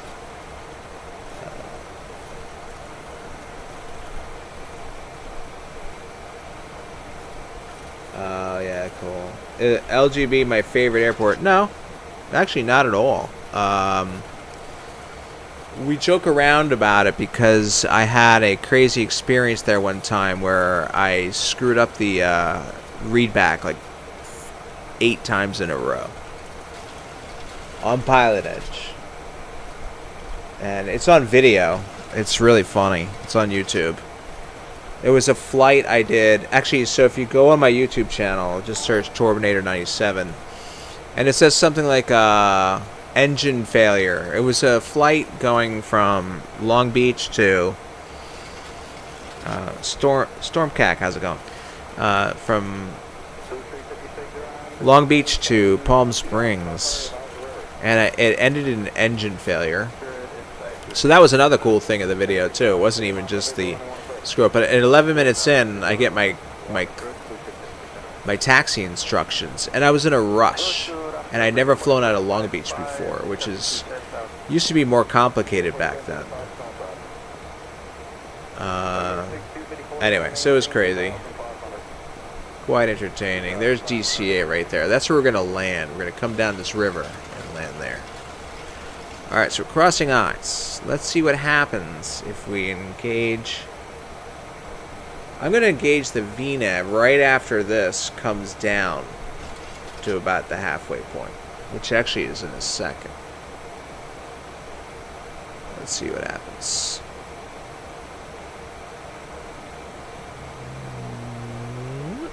Here it comes. Alright, let's see if it starts to follow it again for us or not.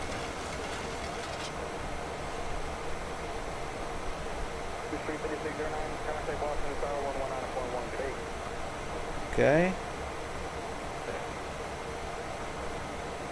Oh, I gotta put it slower. Duh.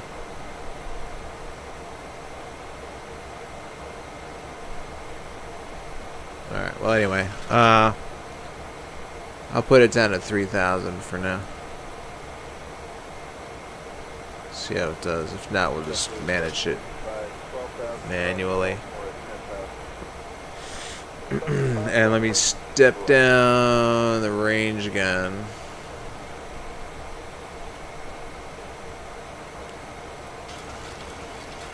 Okay, so the airplane's not descending just yet.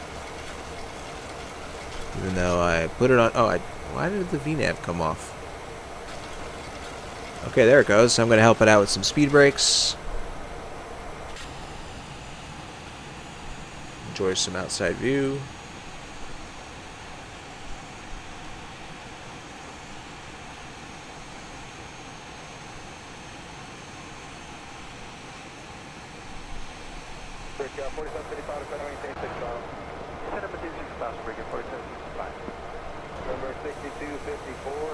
Alright, so you can see here, whatever that says, megs, nails, or nays. Turn around, go to Fergie, then dark, right? So I have programmed in here right now the RNAV, but we're not going to actually fly the RNAV. We're going to do this, going to attempt to do this rear visual. So we're going to cross Fergie, turn the airplane around. It's saying 3,000 over the river. We already put 3,000 in. And then we're just going to fly down the river. We're going to actually fly from Fergie to Derrick, and then from that point, we'll just follow the river. This 1,800 over the chain bridge. See, I don't really know these very well, so I'm just going to keep descending down. And I guess the last altitude mentioned is 900 over Key Bridge. Maybe we'll see this Georgetown Reservoir. So, I got to put this up on a different screen. I should just print it, but I don't feel like it. Actually, yeah. Maybe I will print it. That way I can have it like right in front of me. So, you could always pull this up in front of you if you want.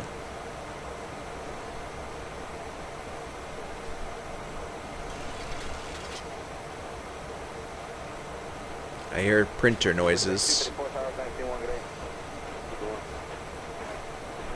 Since we're sort of idle and Not using a lot of fuel at the moment. Let's check.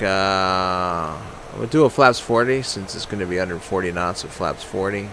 That's pretty decent speed. So now every once in a while on the arrivals, even though it never says anything like 280 or 300, this thing will suddenly just blast up to 300 and then come back down. If that happens, I'll take over.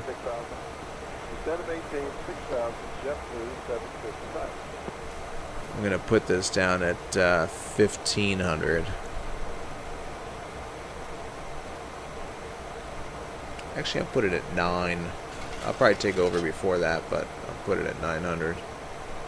Brickyard 4755, center maintain 3000. Center between 3000, freaking 4755. And driving 405 Mike Alpha, continue to the descent and maintain GFR outside class 5. Drag required, alright.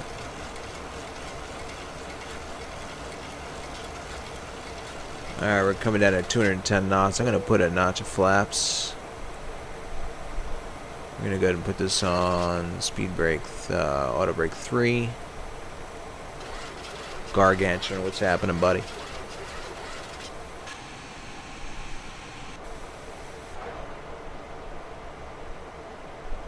There's the river.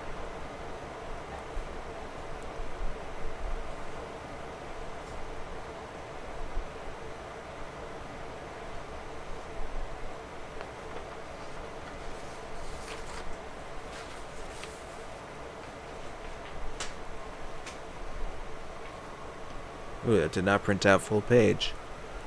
It hosed me.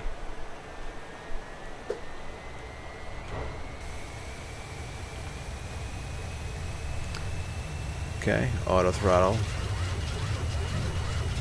Not doing a good job in X-Plane. So for whatever reason, auto throttle below 200 knots sucks in X-Plane. I think it's an X-Plane thing. I was saying that in my last stream. I'm going to go flaps 5. And I'm not going to wait for this anymore. I'm going to take this down to 3,000. And I'm going to felch it.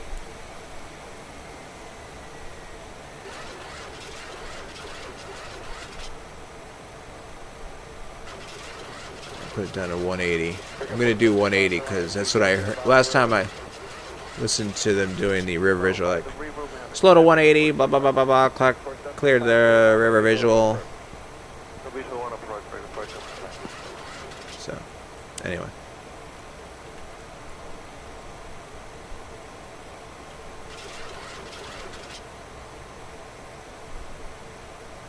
River's kind of coming down around here and there. We're going to go fly direct to Fergie.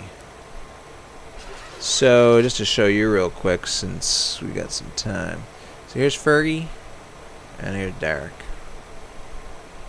And then we'll pick it up from there. 4755, contact Washington Tower 119.1, good day.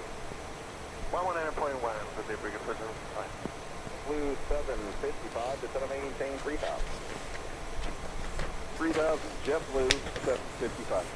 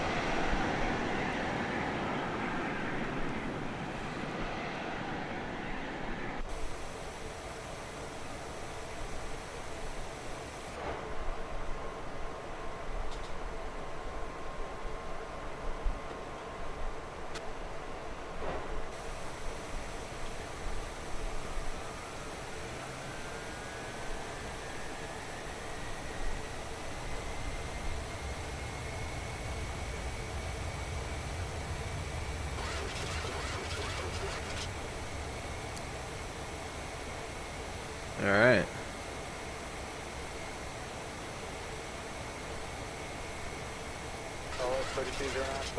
Just sort of position my throttle right where it should be. It'll keep moving around anyway, but... Alright, so I have my speed brake armed, and I have my auto brake set to 3. And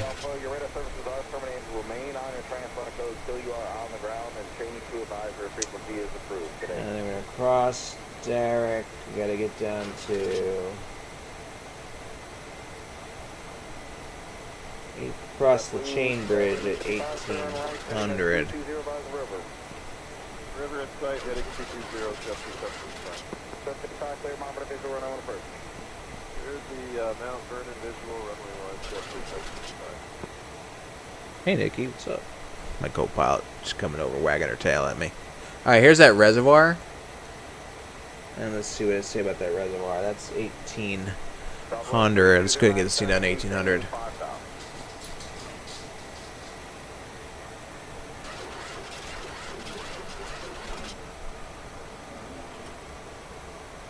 Alright, we got our landmarks. Yeah, Nikki. You can hear she's kind of like ground. Just playing.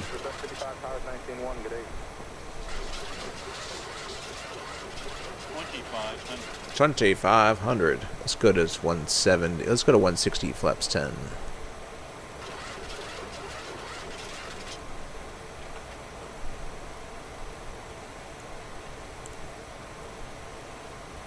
Uh-oh. Might have to help that with some speed brake.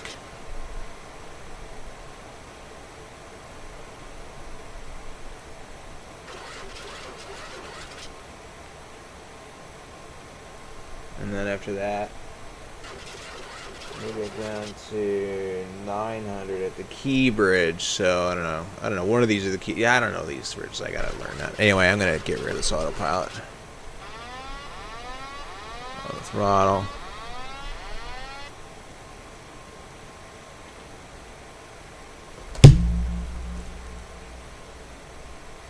Okay, so we're 1800, a little bit below 1800.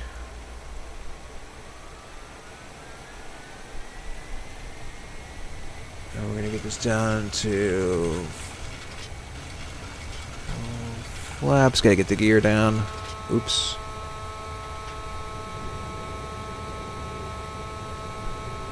You can see the monument out there.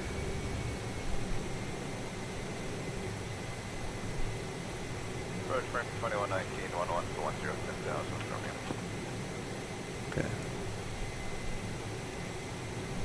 I see runway, whatever that is, 13 maybe. Just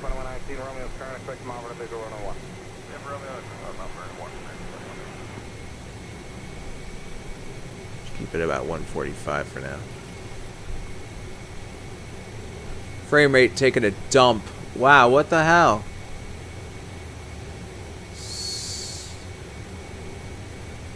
That sucks.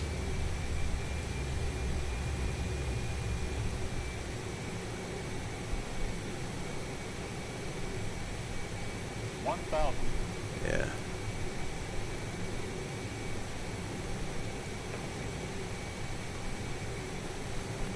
Yeah, frame rate is sucking the life out of this approach.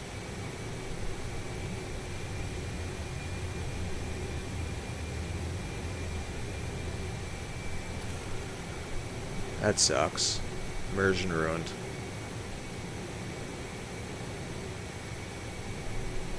Alright, returning to the runway.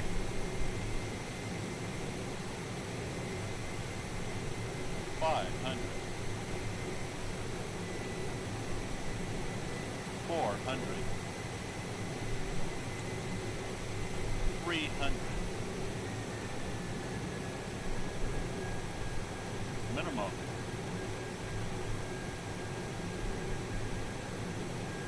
100. 50, 40, 30, 20, 10.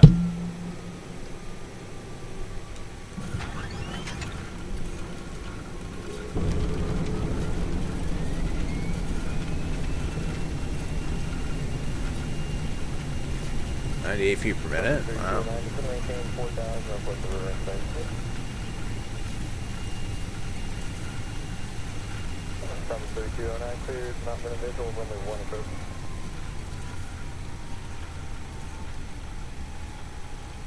coming off at whatever that said, Alpha 4 maybe.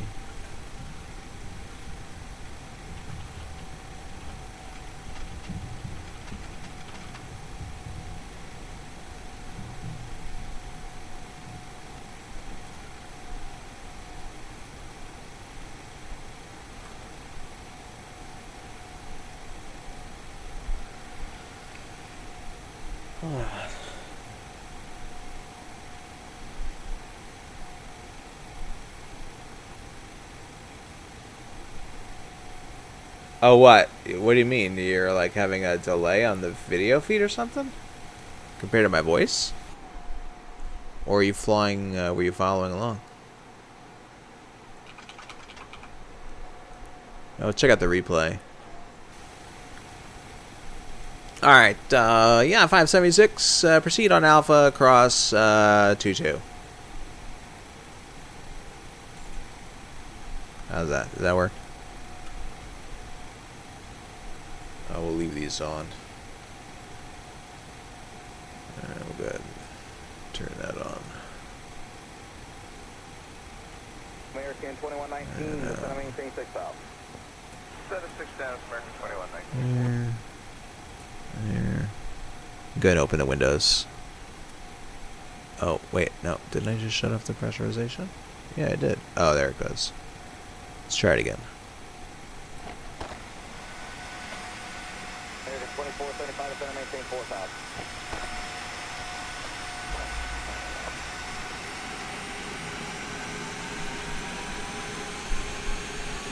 Southwest 3209, contact Washington Tower 119.1, keep the speed up, yard number 1.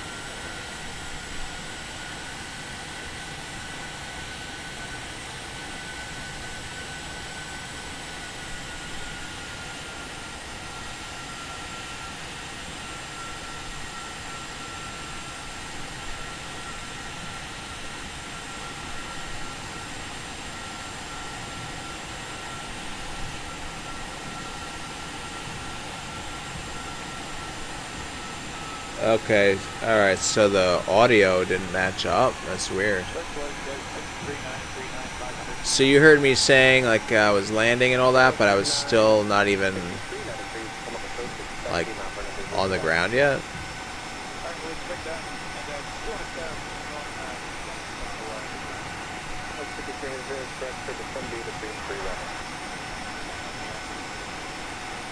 American 2475, just going to maintain 3,000. American 2119, descending, maintain 4,000. That's 4,000, American 2119.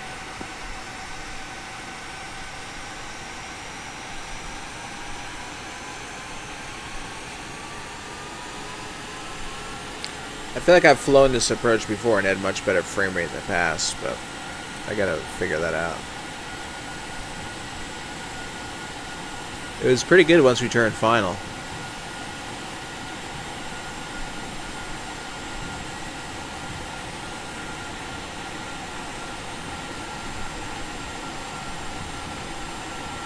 Okay.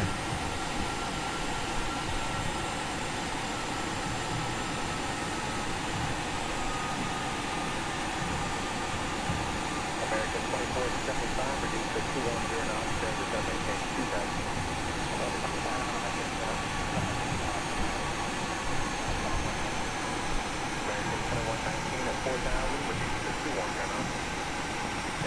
Oh, we'll pull up over here. Maybe we'll go a little further. This terminal up there looks kind of cool.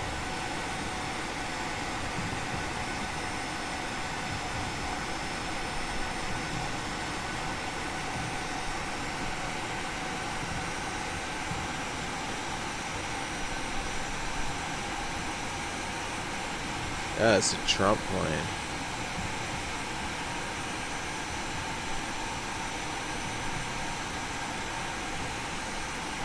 American 2475, no opening 100.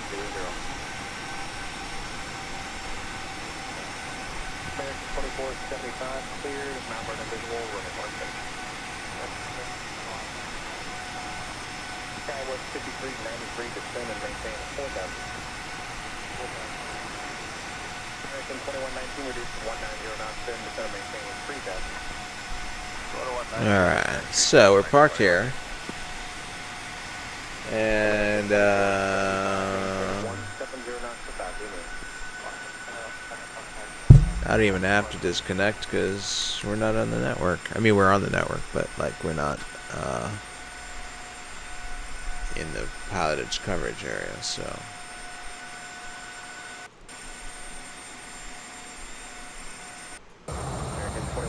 Alright, we'll watch it from the outside. There's the Pentagon.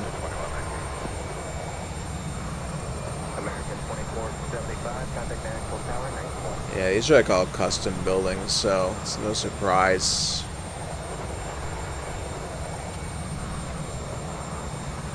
They could be heavy on frames, like, you know, for over here. Looks real nice and smooth. They're naturally swinging around, yeah. It was like a old Volvo. They're boxy, but they're good. Mustafakani, thank you for following.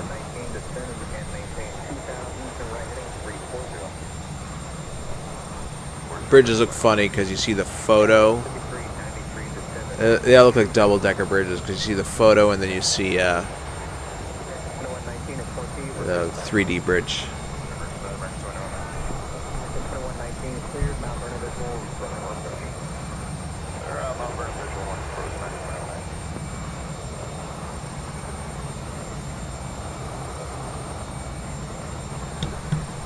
The shadow looks cool.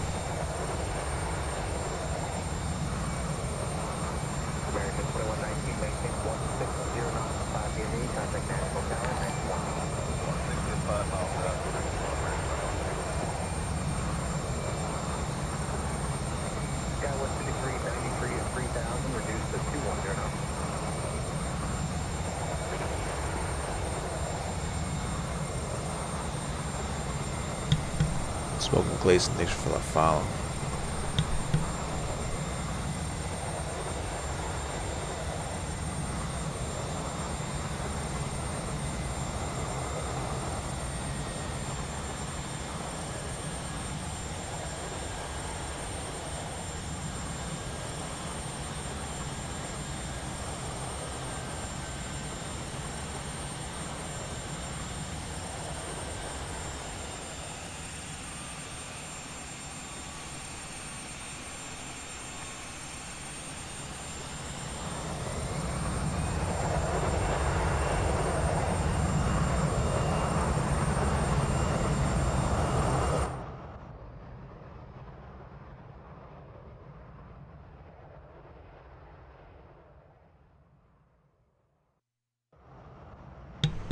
Check it out. The tower view is pretty cool on here, except unfortunately it will do an auto switch to a nearby like helipad in a second. So, right there. Yeah. Okay. So, but we'll watch it. We'll like do that.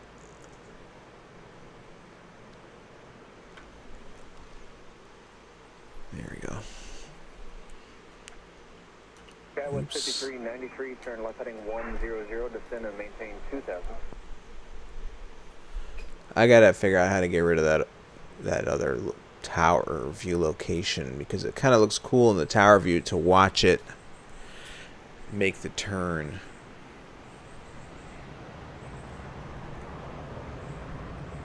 Cross American 2192, passing 1000, descending via the Freedom arrival for landing north of ground. American 2192, Potomac approach, expect the Mount Vernon visual to 1. Expect Mount Vernon visual, American 2192. Thanks, guys.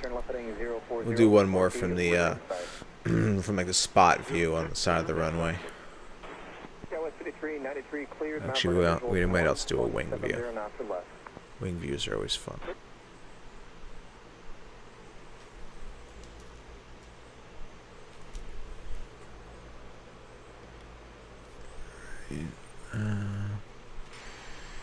Let's do that. And that. And that. And that. Right about there. Potomac approach, expect the Mount Vernon visual to 1, the outsider, National 3019. So Right about there. Get rid of that. National Tower, 1920 good day. Put ourselves there. We'll do a little zoomy action. That looks cool.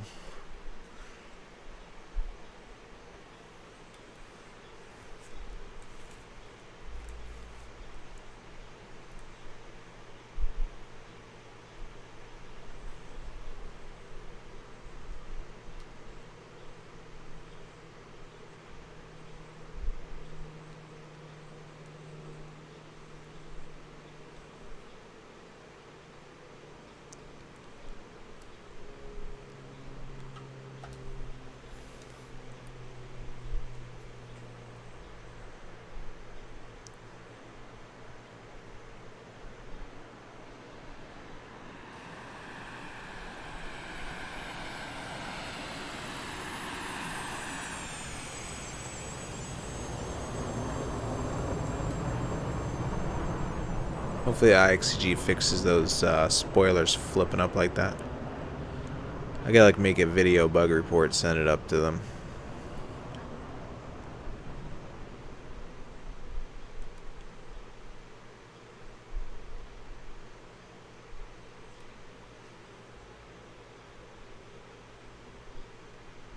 Hangar 52, thanks dude.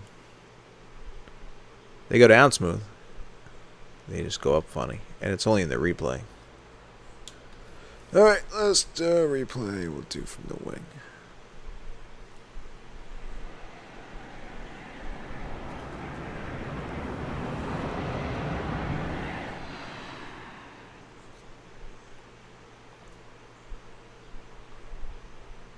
American 1005, descend and maintain 5,000. About there. See how that looks.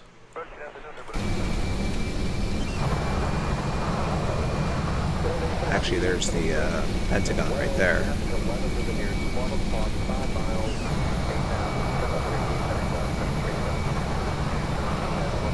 Passengers like snapping photos. Hey, honey, look. There's the Capitol. There's mine. And there's whatever that is.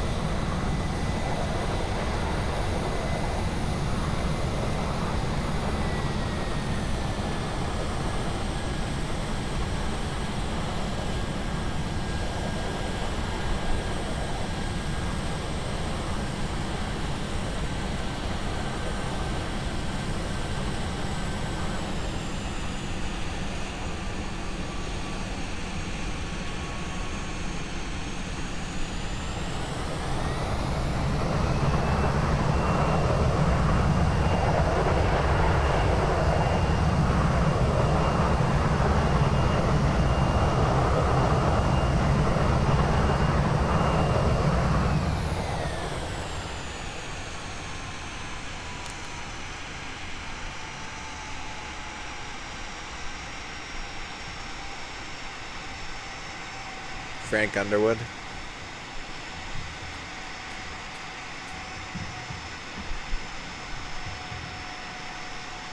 American 2192, descend and maintain 4,000.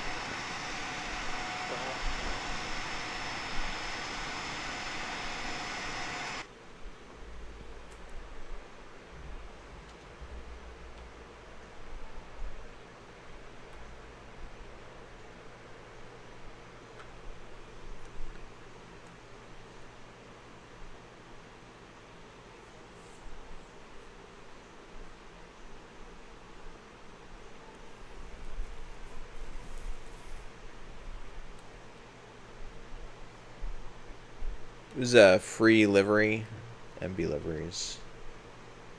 Nice version of the Boeing house colors. I like it a lot for X-Plane 11.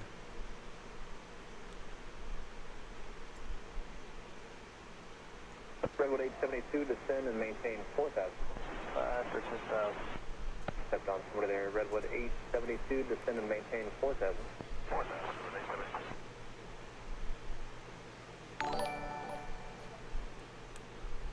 AC 4373, 11.5, AC 4373, Chemical approach, expect the Mount Vernon visual to 1, the altimeter Sean Fly. What's up, dude?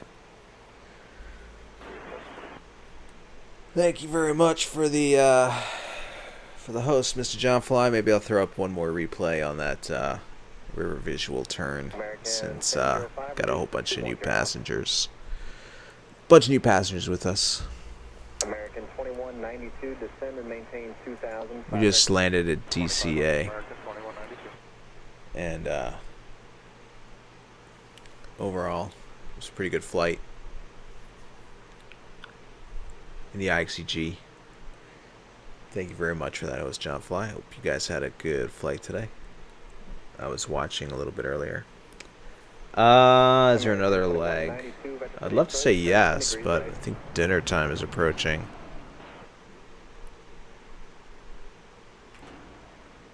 Alright. How you doing, everybody? Peter, I just read your message. If you don't mind me addressing it on stream, I will. I don't really have a solid answer for you, but if you'd rather me whisper, that's fine too. Because actually some more people might have input.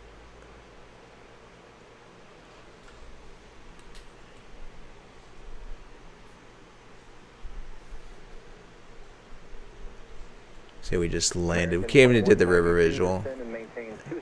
I gotta practice it. The landing itself is fine, but just hitting the altitudes could be a challenge.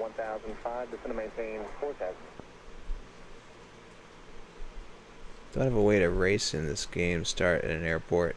Stephen K. Jones, thanks for following, buddy. Oh, that's interesting.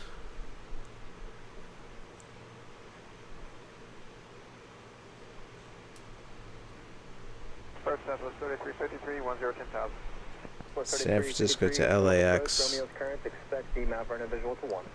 If I was going to do another flight, it probably would have been over to Atlanta. I wanted to fly over some of the eastern photo scenery I have over the mountains that are really nice.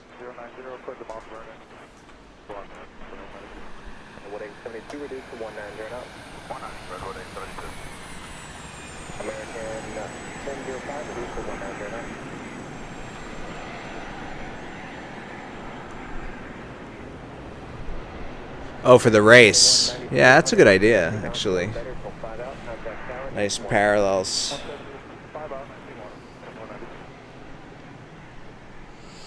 Ah, thanks, John.